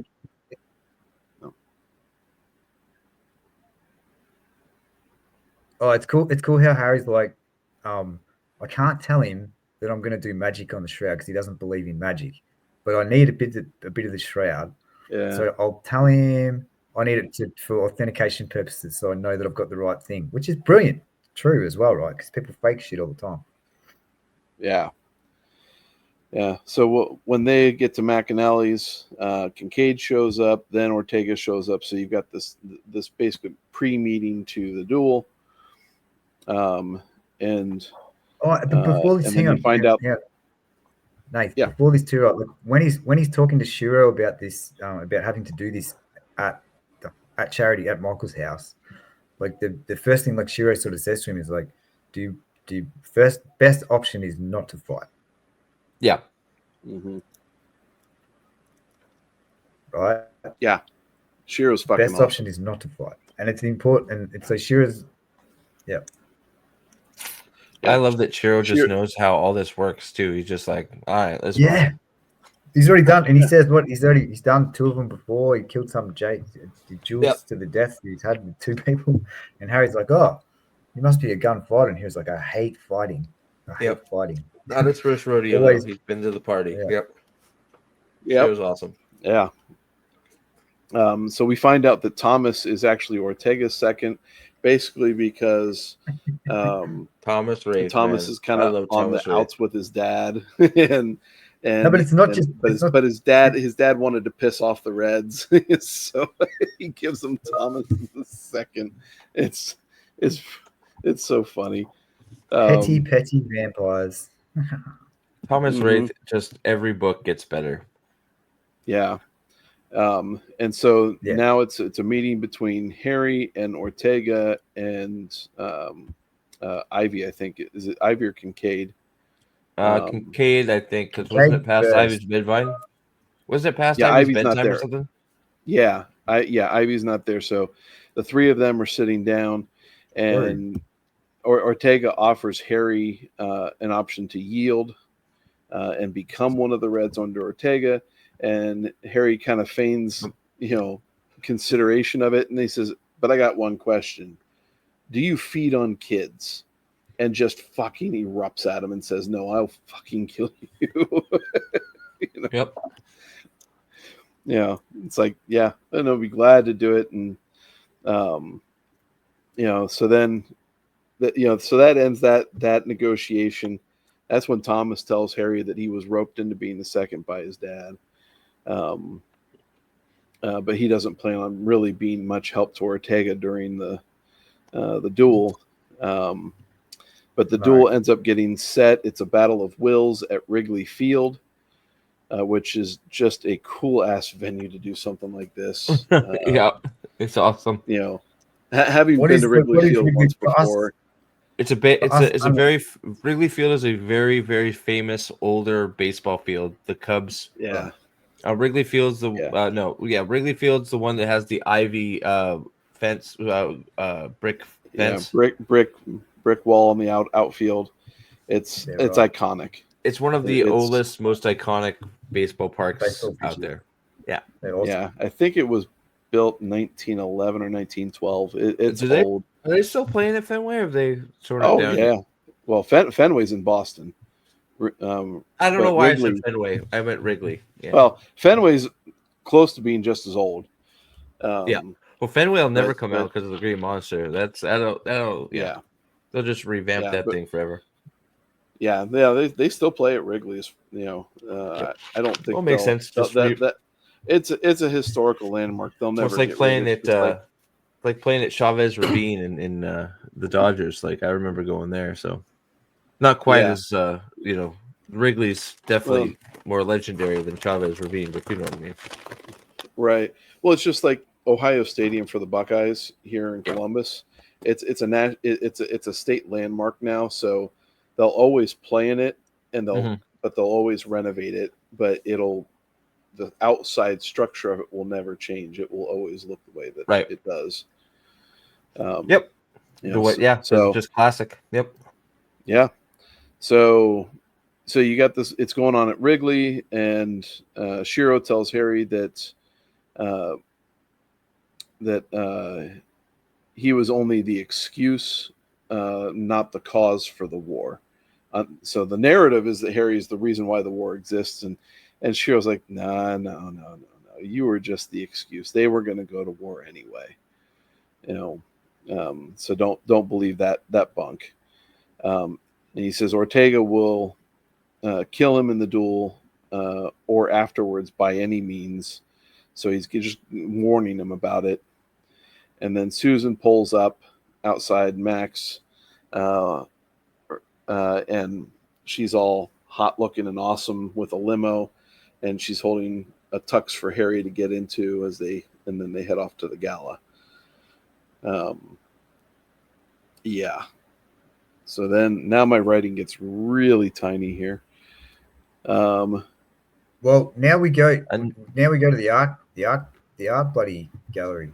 Marcone's art gallery. another fucking art gallery party. Does Yep. Harry not know not to go to parties? What's he doing? Right. I don't know. What he's doing is flirting in the limo all the way there with Susan's what he's doing. Right. Yeah. Yeah. He's always wrestling. He's wrestling, putting on his clothes and making sure he's tucking everything properly. And so they run it. They hobnob a little bit at the party to avoid suspicion, and then eventually run into Marcone. And Hendricks is there with Mrs. Guard, who is the one who had put up all the wards that ended up hurting Bob. Yes, another character that was introduced. I totally forgot about. Yep. Yeah. And so Harry's questioning why would Marcone need to buy the shroud, which the reason at the end of this book is so damn cool. But oh god, yes. That's what we forgot to mention before, right? That like when Bob got wrecked from Marcone's wards. Wasn't it? Well, I mentioned it. He mentioned it. Yeah, he said it. Yeah, he said in passing, the guard wards fucked Bob up. Yeah, another good way to get Bob out of commission. Immediately went from one, like something happened, or Harry was in a discussion with McCoy, and then Bob gets back, and then all of a sudden there's something else that happens. Right, that was when Ivy shows up. So Harry then pulls Susan onto the dance floor, and they dance across the floor to get away from some suspicion. And then he attaches the piece of shroud to a little duck. When does he have a pissing contest with Marcone? Him and Marcone have it. He tells Marcone to shove it because Marcone's dude tried to kill him or something. He has a conversation with Marcone. I think that's here in a little bit. It either happened right there on the floor, or it happens when they meet up here in a bit. I can't. I don't know if I wrote it down or not. It's classic Harry. He's fighting demons. He's like trying to find the Shroud of Turin. He's in a gangster's like art gallery contest or whatever where the shroud is, and it's being chased by literal demons. And he's like, "Fuck you, Marcone! You send your blokes after me." Right. Yeah. Actually, no. He had already just done that. He did that. And then he puts the duck down. Because when he tells Marcone what he did, Marcone kind of flinched, and Harry noticed. Yeah.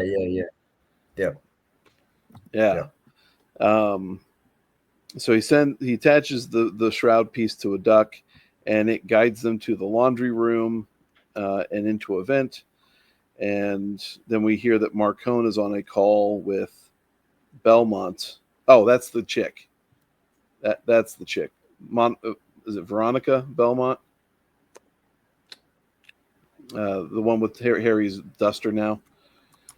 Bitch face McGee. Yeah. And so she's assisting on money being in the accounts before giving him the shroud. And then Harry engages her, and they have a little tussle, and she shoots at him. She grazes his leg, and Harry still offers his help, which he refuses before the door then is kicked in by 3 denarians. So, including Nico this time. Yeah. Or no, it's not Belmont, it's Velmont with a V.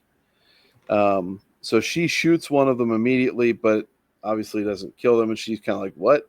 And she just unloads her gun on it, and it doesn't do a thing. And he gives her an ultimatum. Harry then threatens the shroud. And then we find out the one that she shoots is Nicodemus. So we get our introduction. He's like, why are you doing this? Yeah, Nicodemus is like, he's like, come on. Come on, please. Yeah. Please. So that is our official introduction to Nicodemus. Is some chick unloads her gun into his chest, and he's like, "Really? Like you're just ruining my clothes." Yeah, which is true. Correct weight. Yeah. So a chase then kind of begins after Harry blasts Nick against the wall, and they make for the duct to get back into the laundry room and he gets, because he's not with Susan at the time, and so to try and get back to Susan, and they're followed by the demons. Susan ends up getting knocked out, or she knocks out the woman demon, and then Snake Denarian wraps Susan's Snake Man. Oh, there's a Snake Man Denarian, and so he kind of wraps up Susan.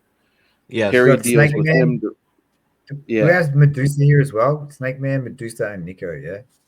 Yes. Yes, And that's right. but that's and the Medusa was who Susan knocked out before Snake Man Yeah. wraps her up. Harry ends Have up we mentioned freeing. Susan's bulk tough now? Susan's like fucking Amazonian goddess. Majorly tough. Yeah. Mega tough. Yeah. So he frees her from Snake Man, and then she basically heals herself. And then that's when the Snake Man yells "Fellowship" before he escapes. And then Harry and Susan get out and into the limo. But as Harry's getting to the limo, Nicodemus shows up. He grabs Harry in the shroud, and that chapter ends, and Harry's captured. So, so the oh shit is going down. And this the not as if the book hasn't already taken off, but we've still got 15 more chapters, and the book gets freaking serious at this point. Like, well, I mean, nothing's even happened yet, and everything's happened. yeah, like everything comes to a head like really quick, because like, isn't this where Shiro is this where Shiro trades himself right here? Yes. Uh-huh. So Shiro, like, Yep. what a fucking Chad. What Just a Chad. goes, Nicodemus, Chad. I know we are lifelong battle, like we are like enemies for the ages. I know exactly what you're gonna do to me. And I know you won't give me Harry for nothing. So I'll give you me for Harry. Mm-hmm. Nicodemus, I just picture him drooling. Like he's just fucking like, oh god, it's amazing. Just, and there's still stipulations on it. It was like, what, wasn't it only 24 hours or something like that? Mm-hmm. Yeah. So, but it was still like who cares? 24 hours, an hour. It doesn't matter. You know what he's gonna do to him, and it's just like, Yeah. Well, crazy. So to start off that chapter, though, so we find out they're in Undertown, and Harry's basically hanging by a meat hook. He's tied up onto a meat hook for the most part. And there's Nicodemus having breakfast. It's like good. Like, this is like the perfect element of, let me be a mustache twirling villain here for a few minutes, but perfectly calm. And we're just going to have a serious talk. And he, talks, he looks up at him. He's like, little Maggie's youngest, which when I read that the first time, didn't even catch what that really meant, outside of he recognized it was Harry's, mother.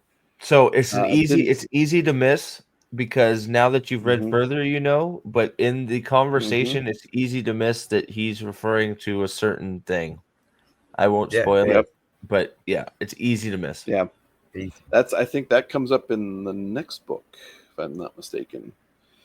It is so cool that he's just dropping this, because you don't notice it. Yeah. So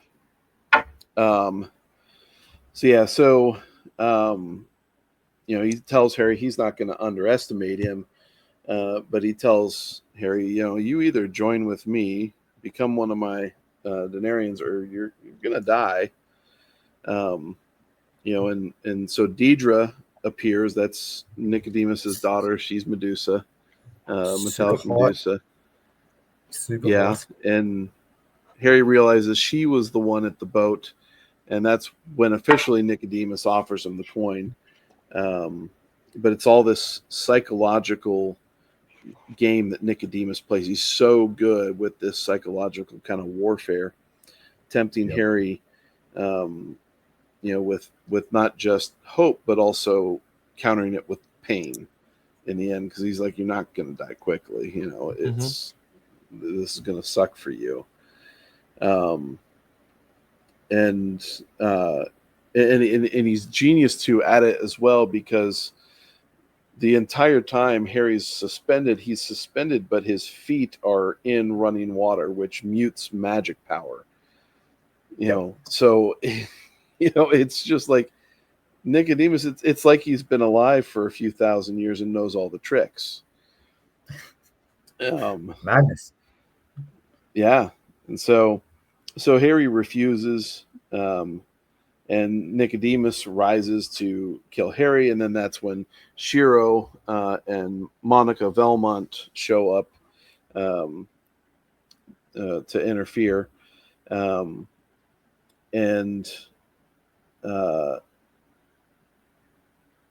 so he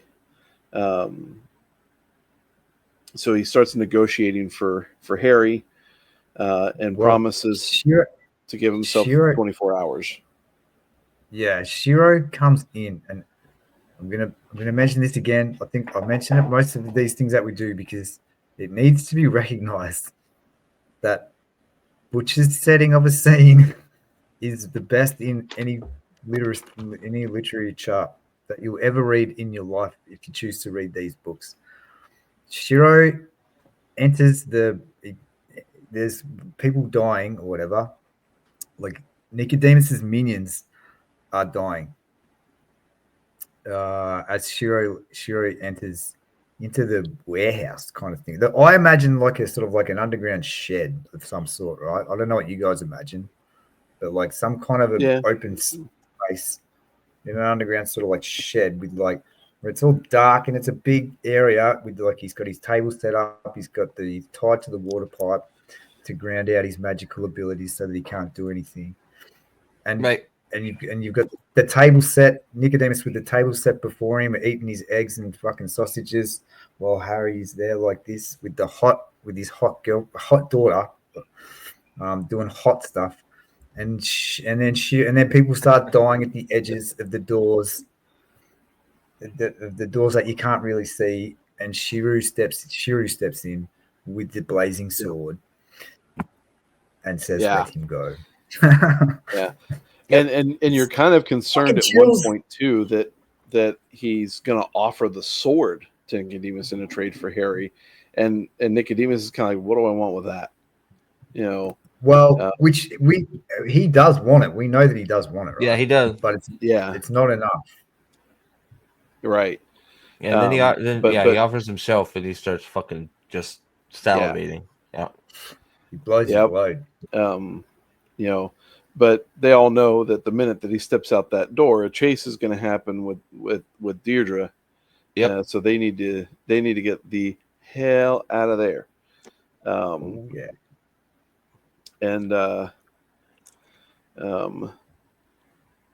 So it wasn't Velmont that was with him; it was Susan that was with him. Susan. So the chase happens, and she helps Harry because his leg is hurt from getting shot by Velmont. She helps him up the shaft, the shaft up to the ground level outside, and then drops a stun grenade down the manhole, to get Deidre off her tail. But at this point, her tattoos are going nuts, and Martin shows up, and they end up going to Harry's, but to escape, that they're being tailed, and so in the process of going by Harry's place, he and Susan jump out of the moving car after Martin and her argue about whether or not she should go with him at all. Whether she's got enough like, no, juice. Yeah, whether right. she's got Because enough juice. the big 'cause she's already concern been is, to the- yep, because she had used a lot of it up in the fight at the art house. So, Yep. So they get there, and as they get into his apartment, the wards hold off an entropy curse. That was Well, it comes. It starts happening before that, right? Like they're trying to get to his house, and there's weird things start happening. Like the magic starts to pop, like the tree falls over or whatever, and yeah. So they avoid that, but then again, Susan's power is ebbing, and Harry's leg is bleeding, so it's just causing this crazy shit scene that could end up being completely out of control. And so Harry goes and gets this rope that he had enchanted and ties her up. And once he does, ties her up, faces her away, and then that starts off a whole rare chapter where they enjoy each other. And then well, Harry fucks the vampire out of her. Let's call it what it is. Yeah, right. Yeah, there we go. Yeah, pretty much. But he, because of the way he tied her up and the enchanted rope kind of weakens her. He just, they're both like, that's got to happen. It happens. And but what's interesting, I found this really interesting, right? I'm sure you guys did too, but like that, so that replenished the stocks in her stocks in her like in her tattoos. Yeah, like that act stopped that like that the outlet of whatever, which speaks to the nature of the curse in the first place, right? Yeah. Mm-hmm. So yeah. So, but at that point, the barriers that Harry set up, to protect themselves from the entropy curse, are still up, and they aren't going to drop until sunup. So, they got to talk about next steps. Shiro's going to be alive for at least the next 24 hours, but probably not much long after that. So they need to figure out, why the Denarians want the shroud. And so once the barrier drops, they head off to Michael's. And that's when they find out Michael and Sonia have been arrested in St. Louis. Fucking and crazy. So Harry fills in Father Forthill. And Father Forthill recognized Nicodemus, recognizes his work or whatever, and just says that he's an evil man. He's killed over 100 knights and countless others, and he makes it a point to destroy the church archives, so to basically render any history that they have on Nicodemus very vague. So they, it's almost like it's just word of mouth history that they have on Nicodemus right now. Right. And let's see here, and then you find out though that the noose that he wears is a tie. It does have power, and that the coin that was offered to Harry was Lashiel, and so then Harry goes to question Velmont because they had taken her to the church to shave her ass again. Right. Ungrateful bitch. Oh, sorry. And she still proves to be that. Yeah. And so Harry sets up a meeting with Vincent, and then Velmont steals Harry's car because she's, again, a bitch. And then Harry also ends up seeing that Fort Hill has the Eye of Truth tattoo. And then that's when Eye of Michael Thoth? arrives at the Is it truth. Eye of Thoth? Oh, yes, Thoth, yes. Yeah. Yeah, so, and that was a tattoo that he had noticed was also on Vincent earlier, if I remember correctly. No, they talk about it, and it tells them that Father Vincent they got the tattoo together. That's right. And then when that's when he figures out that Vincent, that's when it sort of clicks in, is he realizes that he doesn't have the tattoo, and he realizes that that's not Father Vincent, it's the Denarian. Okay, I didn't So even catch he suspects when he's talking to him about it, and then when he confronts Vincent, Father Vincent, he notices the tattoo is gone, and then he starts, threatening to bash him in the face, and he's like, "Well, what are you doing?" And then they get to 3, and he caves and says that, "Yeah, I'm a Denarian." Okay. So, well, he transforms. Yeah. Well, he transforms. Yeah. That's how he's bitch. Right. So I mean, yeah, and so like after Michael arrived, that's when he and Sonia and Michael go to Vincent's, Right. And they capture him. They find out that Snake had killed Vincent. He heard of the Shroud Caper, and once he heard of the Shroud Caper, that's when he got Nicodemus involved. So Snake Guy is kind of the joining Instigator. The instigator of this whole thing. And then so Harry presses him to give up all the information, and then he finally surrenders the coin and asks for mercy, because the guys are going to play into that. And that's when, as we discussed earlier, Sonia was a former coin holder, and which after this conversation that we've had, Sonia was a willing coin holder, wasn't he? It sounds Like like it. Coin. Yeah, it sounds like it. Yeah. Yeah. It seems like which that. means that as a Denarian, Sonia had to have been freaking powerful. Oh yeah, especially with Ursula's coin, man. The Yeah. that one in particular.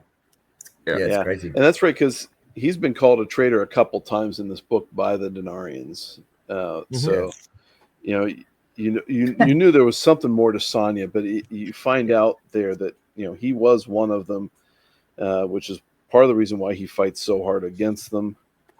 And he's an atheist. That whole scene playing out is wild, because the Denarian guy, he's just like playing it up, and he finds it. You can tell that he knows the writings on the wall, so he just takes the coin out and is like, "Here, and laying it on thick. He's like, "Oh, forgive me, such right. I'll follow the righteous path." And Harry's just sitting there going, "Come on, you guys buying this shit? Let's just kill him." And they're like, "We can't." Right? And it's like, "We can't, Harry." It's like, "The fuck, we can't? What are you talking about? We can't." And then he just keeps being arrogant and shit. And Harry's like, "You made one miscalculation, Bucko. I'm not a good person." And he beats the shit out of him. I'm not them. It's so good. Breaks his and he beats him properly too. He breaks his legs. He takes him to the cleaners. Yeah. And so at that point, then he gives up the information that Nicodemus is going to be at the airport at about 8, and they're going to unleash the plague, because it's an international transportation hub, and so we're just looking at mass casualties. So now we Harry have a big huge duel against a dragon guy or a red court vampire. Yeah. Yeah, that's it. Yeah, that's all that needs to happen. Before we can go save the world from a plague, we gotta have a duel with a massively powerful red court vampire. Yep. So Harry then calls Murphy and says, "Hey, this is what's going on." He needs another second. Yeah. Sorry, go ahead. Yeah, and he calls Murph. He calls Murph for a couple of reasons, right? Yeah. Well, and if he fills her in, and she tells him Rudolph is on his way to interrogate Harry. And so he and Susan go to Wrigley. So Susan becomes his second. Yeah. Um, and this is where he asks uh, Murph for something too, but it doesn't tell us what he does. When she says, "Are you sure?" He goes, "Yep." And we find out what Say that that is again? later on. This is where he talks to Murph and he asks her for something that we don't know. We don't know what it is, but he asks her to do something.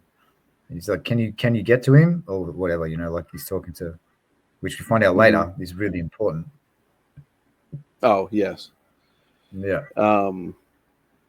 Yeah. I'll let you speak to that when we get to that point, because I'm not sure if I wrote that part down, and I need a refresher on it.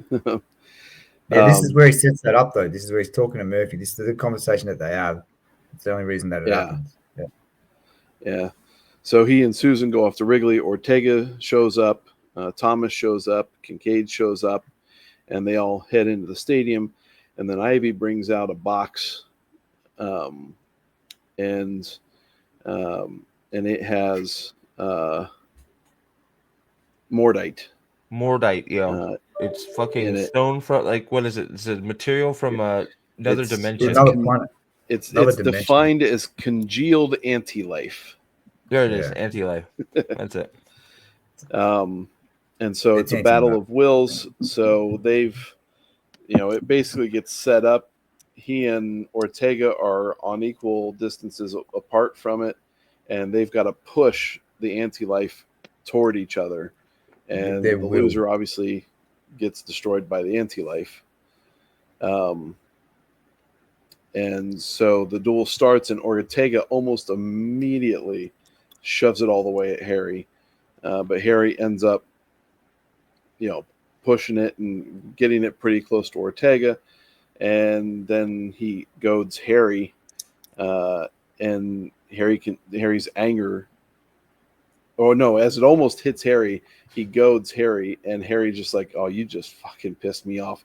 Shoves it almost all the way back to him. He's within a foot of Ortega, and then that's when Ortega pulls. Well, he starts talking. He starts talking about Harry's friends, about giving it up here. None of your friends have to die if you survive this. They're all going to die. I've already set all these things up, right? He starts telling him that, and this is when Harry goes, "Okay, mate." Yeah. And if that's one thing you don't do, is you don't piss Harry off. Well, that's like he kind of doesn't. Nicodemus didn't piss him off. Well, Ortega, this is a big miscalculation because on Ortega's part, he threatens him, he lies, he goes back on what he said he was going to do, is all things that Harry cannot fucking stand, and then threatens his loved ones. And Harry's like, "Fuck you, you're done." At that point, Harry's stronger willed than anybody probably on planet Earth, and you're fucked. You made a complete miscalculation. You did you probably would have been better off saying, "You know what? I'm gonna pay your friends money to get by while you die," and been like charitable. Yeah. That would have totally caught him off guard. Be like, "Don't worry, when you die, your family's gonna be just fine. I'm gonna make sure they're be good. taken care of." That's right. I'm gonna give them each $1 million. They're gonna live like kings when you die. Just go ahead. That would have worked. Fine. It'll be fine. Yeah. That would have totally caught him off guard. It would have broke his will, and he would he did the opposite. Like, he threatening him. It just, you put Harry up against the wall, he's gonna push through that fucking wall. Yep. So yeah. So as he pulls a gun on Harry and starts shooting, all of a sudden a sniper just hits Ortega twice, and then the red court just piles into the stadium or into the field. And Kincaid rushes in to save the archive, because really what you find out is the archive was the target. It wasn't Harry at all. It was get her, turn her, and all of a sudden all this human knowledge becomes... It was all a ruse. It was all a ruse to get the archive. Yeah. Not from Ortega wanted to... Ortega sort of wanted... Well, Ortega wanted Harry dead, but yeah. So Ortega was sort of betrayed too, right? So yeah. Well, and Ortega, Harry killed his wife, or wasn't it his wife Yeah. in grave peril? Yes. So yeah, his was a personal vendetta too. Bianca is Bianca his wife? Yeah, No. Bianca No. Was was. his wife? Nah, she was just that's why she was just a noble in the court. It wasn't his Bianca wasn't his wife. Oh, Yeah, I don't okay. think so. I Yeah. thought it was. He for was a minute. just doing Okay. it because it's he's just He's doing it because to end the war. He's doing it for Yeah. very noble reasons. He's like, this can't go on. My people many can't losses, accept yeah. you killing a noble of our court. So you have to die for that. That's just how it is. It doesn't matter if she instigated it. It doesn't matter if she, what the circumstances were, whether you're justified or not. We can't have this. Yep. Yeah. So like this whole scene's wildly chaotic. Thomas ends up coming to Harry's aid and helps him out. Harry bubbles himself, and Kincaid's engaging the vampires. Ivy's sitting there moving the Mordite around all the red vampires and fucking taking them out. Yeah, Which Yep. is she which is yondu doesn't fucking she? crazy. She yondu arrows them all, doesn't she? With the Mordite. Yeah. I think that's what. Yeah, she just Yeah. starts moving the Mordite around, sucking people up. Yeah, it's like, Yeah. wow, that's It's like horrifying. she's sitting there with a Nintendo controller just doing this, you know. Yeah. I mean, it's Yeah. fucking crazy. Horrifying, and that's not even. She wasn't. All she was doing was moving a rock around. That's it, right? That's not even an ounce of her power. Right. Yep. And so everything kind of subsides. Ortega's not there anymore. The vampires are defeated and basically licking the equivalent of their wounds. Kincaid and Ivy leave. Thomas. She makes it. She makes it a point, though. I gotta say, Ivy makes it a point. She turns around and says, "Thank you for my name, Harry." Yep. And that's right. The bond with the most powerful fucking entity on Earth is now formed with Harry in an instant by Harry caring and giving a child a name who was ignored, caring for a child, because that's the thing about Harry. Harry does not see her as this all-powerful magician that is this compendium of knowledge. Harry sees her as a little girl that is, been thrust in the situation. It's unfair, and she should be able to have a fucking name. Yeah. And she gives the archive humanity, and she's like, "Thank you for my name." And I think that's a big important moment. It's a hugely important moment. Yeah. It's huge. Yeah. That's just thing, it just bears fruit in future endeavors. So all that ends. Thomas takes Susan. Thomas once again saving the day in his own way. You find out why later, but yeah. And then you see Martin shows up with a rifle, and so you find out that he and Susan are there to protect Harry. No, they're not there to protect Harry. They were there to get Ortega.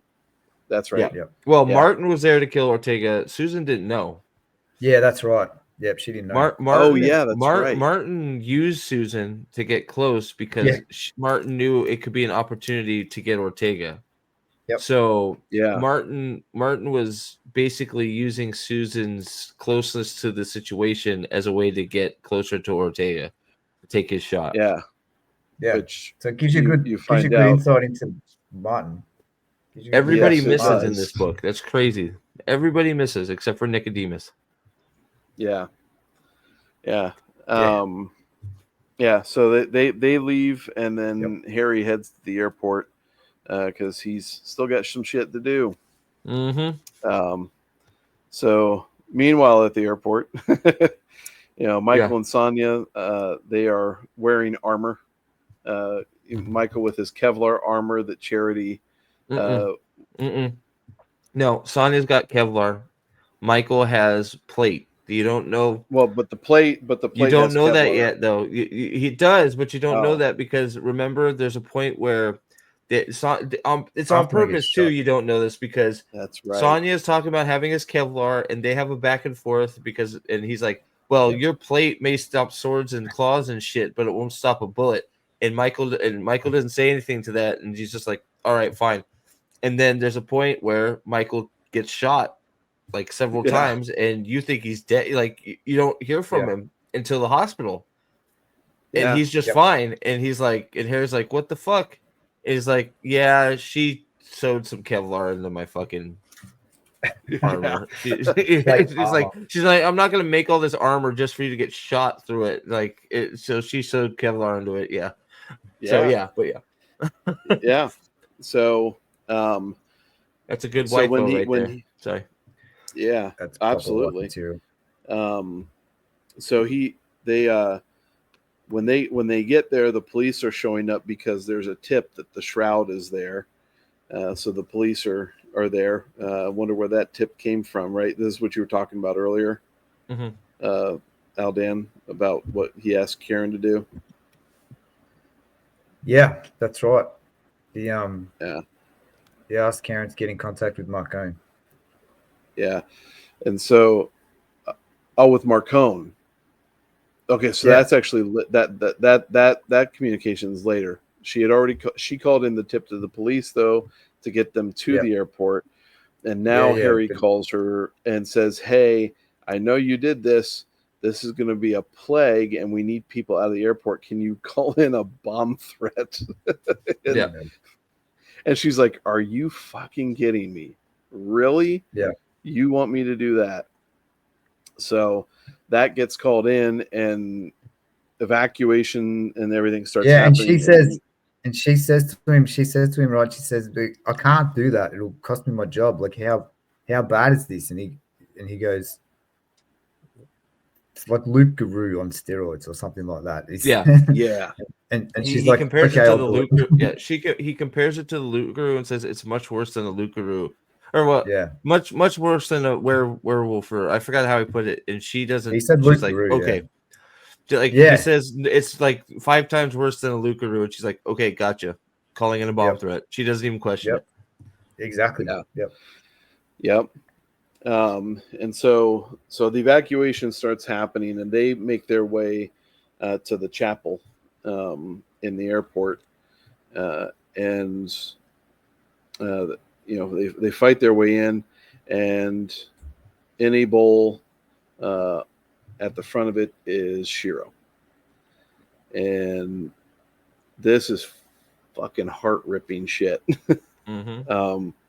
They find out the ritual's already been done, so the shroud now is a plague-bearing thing, and so they're in trouble. They're all plagued as they speak. Yeah. Yep. Right. They all got COVID. And so, but Shiro is actually still barely alive. Yeah, they thought he was dead. Yeah. What they used was the Barabbas curse, or the Barabbas curse was used on Harry. And what happened was Shiro took it on himself, and gave Harry his sword. And then he gives Harry his sword, or no, Harry had his sword because he escaped with it from his own captivity when Shiro gave he himself tells him up. To keep it and pass it on when he'll know when. He says, someone will come across that's worthy. You hold on to it. It's a crushing moment, and it rips Harry up inside. And I don't know. I think I am glad that you do get that moment at the very end where Shiro is like. I'm glad that that's how he does it. It's not like, don't worry, I was dying anyways. It was like done later. It's like, because Harry uses that pain to win, the pain of losing. Like, I think that wouldn't have been as effective if he found out like right away Shiro was dying anyways. Right, he uses the pain of him being murdered in such a bad way to overcome Nicodemus. But it's nice that it was so. But hey, here are my medical records. I was dying anyways, Harry. That's why I did this. So I'm glad they revealed that to Harry the way they did, because it sort of it eases his soul a little bit, but it didn't take it. It still fueled him to win. Does that make sense? Yeah. It gave him the motivation that he needed. That's for sure. That's for sure. Because Harry's like really affected by this too, right? Like, whereas the other knights, not so much. Like they're kind of expecting it, and so they they already know what Shiro's going to do without having to talk about it. They already know what's happening Yeah. here. Yep. Because they know that what they know that they've signed Harry's up going to for. die. Sorry. It's what they've all signed up for anyway. Yeah, that's right. And they also have the prophecy or whatever that they know that They have the Harry's going to prophecy. die. Yeah. True. And or from their perspective anyway. And so, yeah, it rocks Harry because he's there's just blood everywhere, and he's like, I think that the way that it's written is like Harry's just like there's too much blood. Yeah, no, Right? no, that's exactly what he said. How is so much blood in this little guy? Yeah. There's too much blood to Mhm. come out of it. It's like it's too much. All this blood And can't be in this one yeah. guy. Yeah, Yeah, and that's his you're exactly investigation. right. That's he's sort of in disbelief, and the way Yeah. he He's equates that is the amount of blood that is just everywhere from Shiro. He can't Yeah. believe it all came from Shiro. He's just in shock. He's in complete shock, yeah. Yeah. And it's portrayed really, really well. And then Shiru wakes up, and then Shiru. And then he wakes up. As- That's right. And then then he he wakes wakes up after seeing all that blood. That's why it's shock. He's sitting. They Yeah. all think he's dead. They're standing over him, and then he's Yeah. like, "Hey." He's like, "What the fuck? You're alive? Yeah. Fucking get an ambulance!" Yeah, Yeah. And It's then, like- and then It's like Shiru the jump scare explains. to the enemy that just won't die. yeah, Yeah. Yeah. So this is where we get to what you were referring to, Aldan. They figure out that Nicodemus went to the train station and that he's on his way now to St. Louis. And Yep. then that's when Marcone stops by in a little helicopter and Yep. takes them over to the train station. And Marcone gives assurances to him that that they're in this for the same goal. They both want to save the Shroud, and they find out that the train's already left. So now we get onto a train chase. So this it's like, is Mission is- Impossible 1. This is where we call him Marcone, right? yeah. This is Yeah, where they're already this on is the where we call him- helicopter. They're on their way. Oh, they're on the helicopter. Where guard puts on the flight of the Valkyrie or whatever. Yep, Fly of the Valkyries. Yep, Yes, absolutely. that's right. Yep. Yeah. So they're Wait flying, a and they hit, second, that's Mhm. and Harry and Marcone get on a private channel just between the two of them to kind of go back and forth a little bit. Yeah. And so they get to the train, they get lowered onto it, and they dispatch a dog that comes after them. Doesn't and then Deidre get launched off the train too? Yeah, that's in a little. Yeah, that comes up here in a little bit. So like they handcuff a couple guards, to pull them to the side, and then that's when they run into Nicodemus, and he's just basically he is the battle. Yeah, we get the Harry and Marcone, Batman and Robin duo that we've all wanted. Yeah, for about 3 books now, and it's sick. Mhm. It's so good. It's so good. Yeah. Well, and the crazy Nicodemus destroys Harry's blasting rod, so that neuters Harry. What, the big blasting time. rod gets destroyed? The swords end up flying off the train. Yep. Well, Yeah. Michael gets up. So Michael gets up and is up there first, right? And he's like, just stay behind me or whatever. And Harry and Marcone. And then Michael goes to work, sword fight. And Nicodemus is like, I haven't had a sword fight for a while. Let's go. Let's see how you go. The rest of them are dead. So let's see what happens. And I don't know about you guys, but like the first time I read this, I'm like, Michael's not surviving this. There's no conceivable way that he can survive. And he's yelling out his Latin and he's fucking doing the sword stuff. And Harry and Marcone are over the back here trying to work out what do we do. And Harry's like, well, Michael will be really upset about this, but I think we should like sneak around the back and just like shoot him in the back of the head. And Marcone's like, all right, good idea. Yeah, right. Yep. Yeah. And I love the approach that Michael takes. I mean, that's where he says that Latin phrase that's in the opening credits to this episode. And I'm just like, that's when I listened to that on the audiobook as I was reading it. Yeah. I paused it and I got on Discord with you guys. I'm like, okay, I've got the soundbite to use in the credits. It's this. Yeah. Like It's there's so no good. doubt. Yeah. It is It's awesome. so good. It's amazing. So I mean, so that duel goes on. Marconi saves Sonya from death because he's getting hammered. Was it by Nicodemus or was it by Deidre? I think it was Deidre he was going after. I think. Yeah, because then Michael drops Sonya down to Deidre. deal with. Yeah. Yeah, and I wrote down Michael ends up dropping down to deal with Deidre, and then Nicodemus uncouples the car, and so Harry, Michael, and Marcone end up having to follow him. Nicodemus then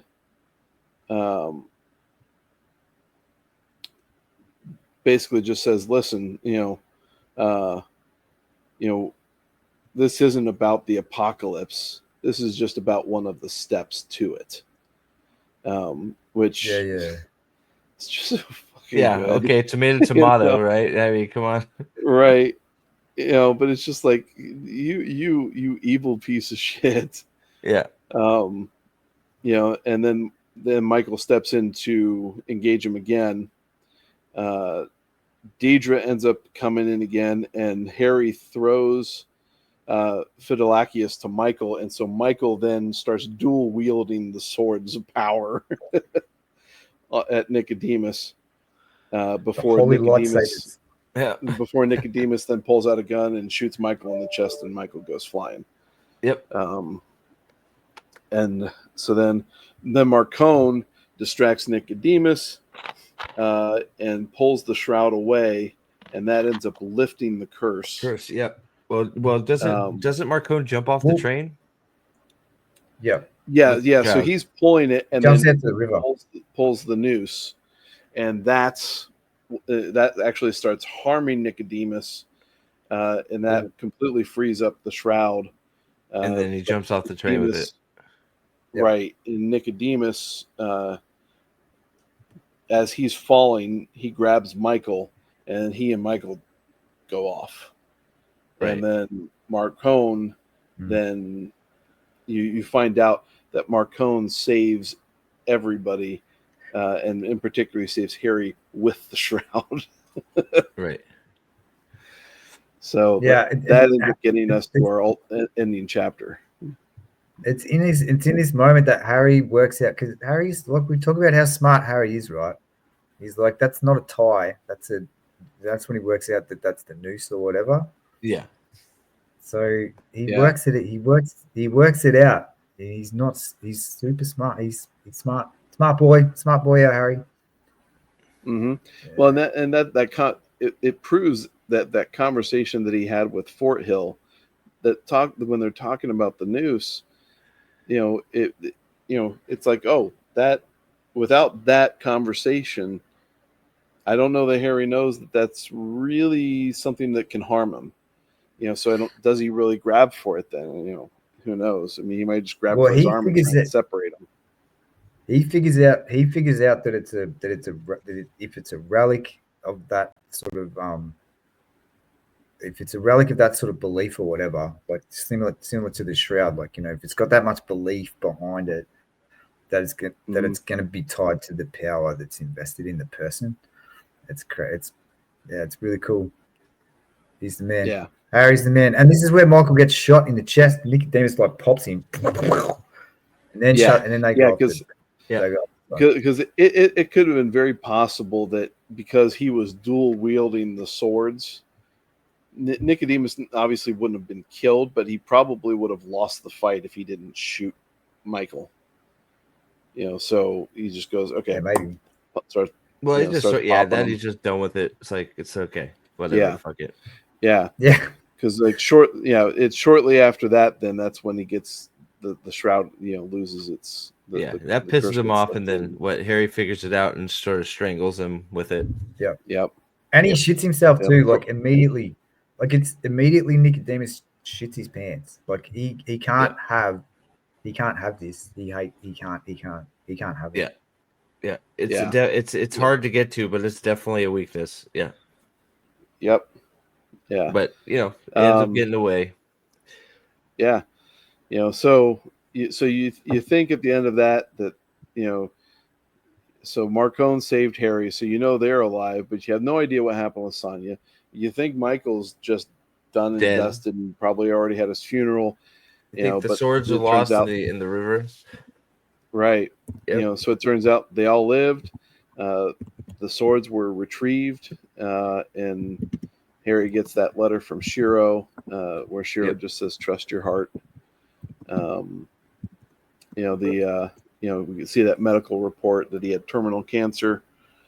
Yep, they're having a barbecue. Monica, yeah. Sorry. Monica Belmont returns the duster and the car. You find out Ortega. Oh, sorry. Go ahead. No, you go. You go. Okay. You find out Ortega lived, and he's building an army to kill Harry. You have a goodbye with Susan over the phone. You get another phone call. Then another phone call. A satellite crashes into Casa Verde, where the army was that Ortega was building. Well, he gets a phone call. He just gets a phone call from Ebenezer saying, "Haas, make sure you watch the news," and that's it.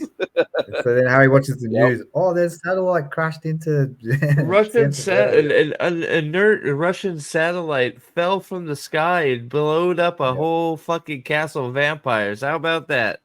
It's like what?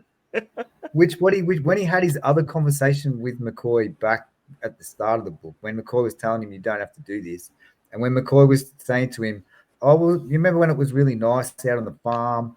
And Harry was like, knew what he was saying. McCoy was saying, "You can come out here and we can be protected." And Harry makes the decision not to do that because they just killed the other stronghold or whatever. And he's like, "I'm not putting McCoy in that situation." And McCoy mentions to him right then and there. He says to him, "Do you remember that star that we called Dresden or whatever? Like, when you were a kid, when you had your stargazer or whatever." And that's what he was talking about. And then right at the end, he pulls that satellite Dresden down to take care of the whole situation. That's so good. Primo work. So good. Yeah, I didn't make that connection. That's great. Yeah, that is great. And then we get to Marcone, and Harry tracks down Marcone because he knows Marcone has the shroud and he needs to get that back and get it returned. And he trails Marcone into a hospital, and that Marcone's at the bedside of this little girl, and he just covers her with the shroud, this comatose girl with the shroud, and starts praying. And it's like, holy crap, are we sure this is Johnny Marcone? Right. Because this is a complete different side to him. Yeah. And so, he goes, he talks to him and says, "I need the shroud back." He's like, "I can't give you the shroud." He's like, "I'll tell you what, Johnny, Grace he was also buried." explains who it is to Dresden. So he's pulling on Dresden's heartstrings. Well, it does, but both things happen. Dresden says, why do you need it? Tell me why you need it. And Johnny says, "It's maybe it'll help." And Dresden's like, "That's not how it works. that's not how this thing works." And then Harry says, "You can have it for 3 days," which seems poignant. Yeah, three's a magical number, he said, or something, and it took 3 days. Well, he said Christ rose after 3 days, so you get 3 days with the shroud. Yeah, and, right. Regardless of what happens, I get it back. It goes back to Father Fort Hill, or you return it to Father Fort Hill. Yeah. And then then we get to the barbecue, and he makes it. Oh. Yeah, well, he makes a point here. He makes a point here of acknowledging, like, Harry internally. He's like, when he remembers, he reflects on his soul gaze with Marcone back in book 2 or whenever it was, when where he knew that there was like some really deep, dark secret that was driving Marcone to be the ambitious man that he was, to do the things that he did. And you know what it was. Now he knows what that thing was, right? Right. Right. And in a later book, it gets even deeper than Yeah, that. you find out more. Yeah. Yeah, correct. Yeah. You find out who the little girl is at that point, and you're like, oh shit. Yep. Um, It's crazy. yeah. So then they're all back at Michael's, and this is what you guys were talking about earlier with Nicodemus driving by in a car, flipping a coin out at little Harry Carpenter, and before little Harry gets to the coin, big Harry picks up the coin, and then you see Nicodemus going toodaloo, Toodles. and Motherfucker.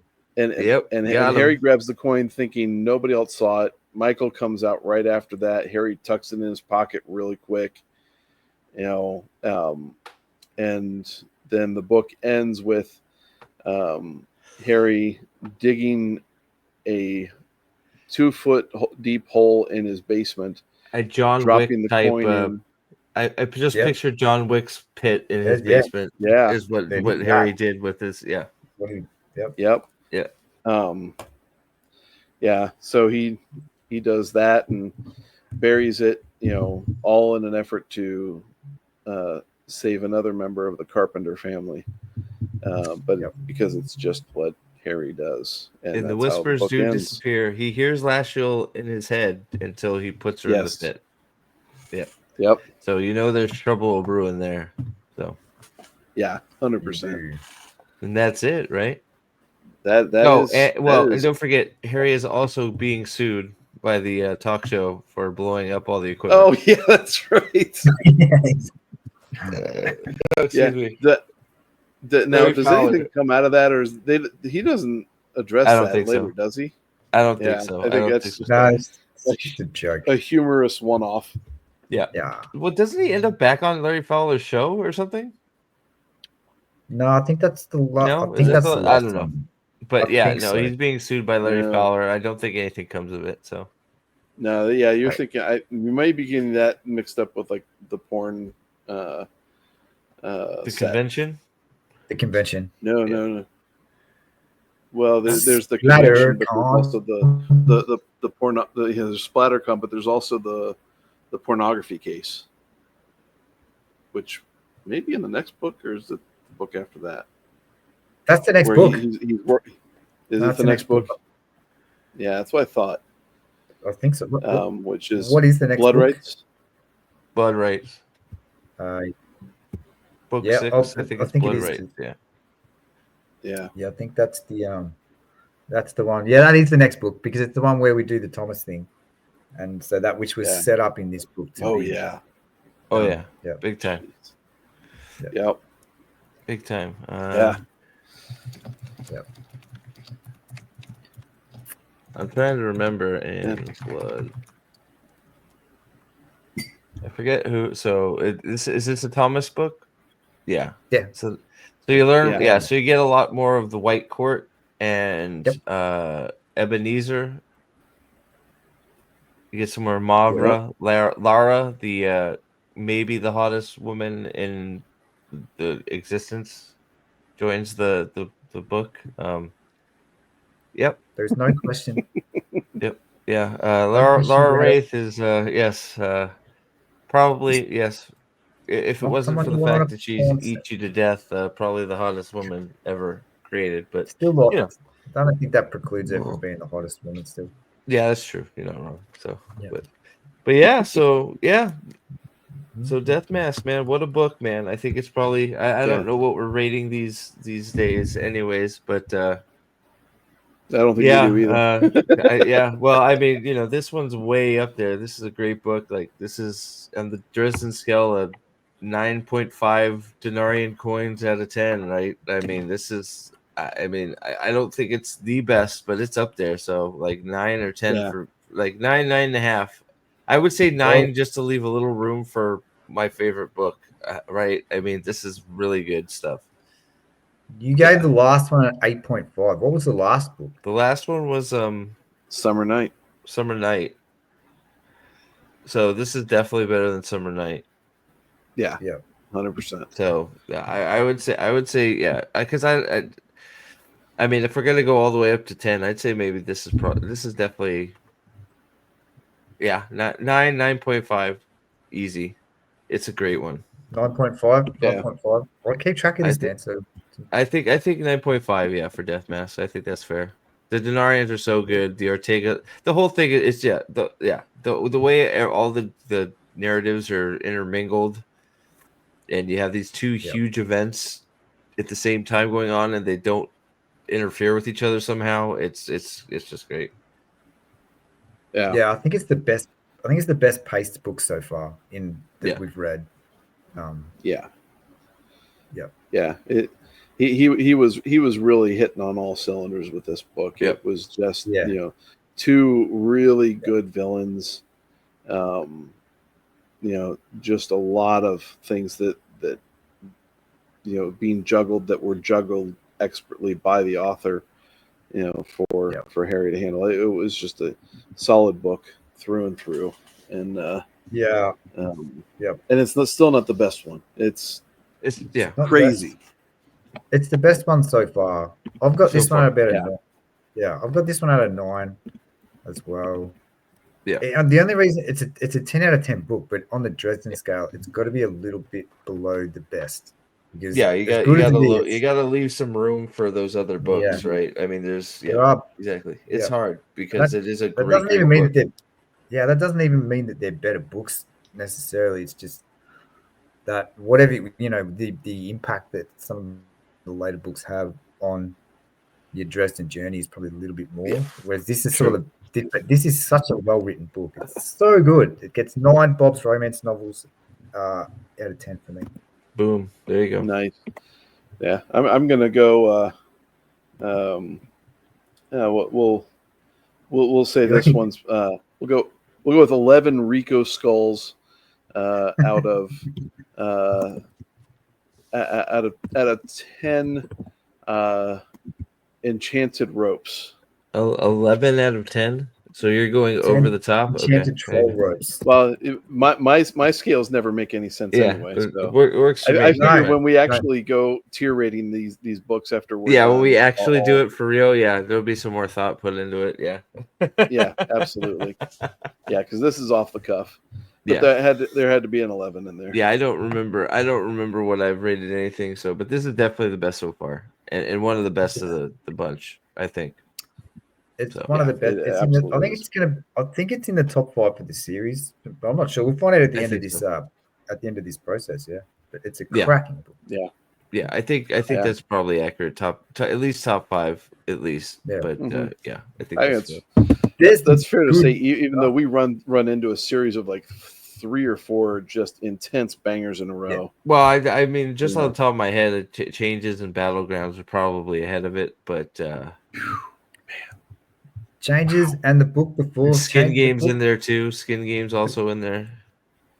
the book where we meet the Negloshi is always my favorite until Changes. So, and that's I think it's the book before that. The one right changes the one right after it, I think. What? Yeah, exactly. Yeah, it is. It's nuts. Hold on. It's so what is it? We have So let's see here. We Changes have is book 12. We've still got Deadbeat to go, boys. So Turncoat. Yeah, Turncoat's a wicked book. It's such a good book.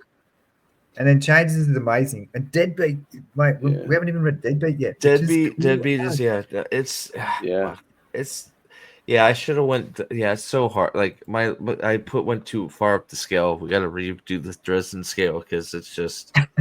I mean, you're basically trapped between 9 and 10 now because they're all just. I mean, might as well go to 20 at this point. Fuck it. Like it's so they're all so good. Like you look at that when you open up a list of the Dresden Files books, it's like holy shit! Look at all these books, and they're all fucking great. Yep. Yeah. All great. Well, I mean, you start like you look at you got Small Favor, followed by Turncoat, followed by what was it? Turncoat. Then you got Changes. Turncoat, then Changes.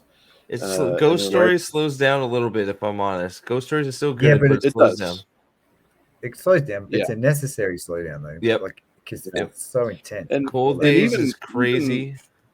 Cold Days is nuts. crazy, but it's not quite the frenetic pace that you had going from small favor through changes. No, but Right. it's With got that, one of the, but you go Cold it's Days, got the- Skin Game, and then Peace Talks. I'll say is Peace Talks. I think is probably the weakest book in the series. Maybe I don't know if the series is fair. The weakest past the first few, but I think it's on Yeah. purpose because it's Peace Well, Talks is clearly yeah. Battlegrounds couldn't be the book it is without Peace Talks being the book it is. Peace Talks is Yeah, basically that's true.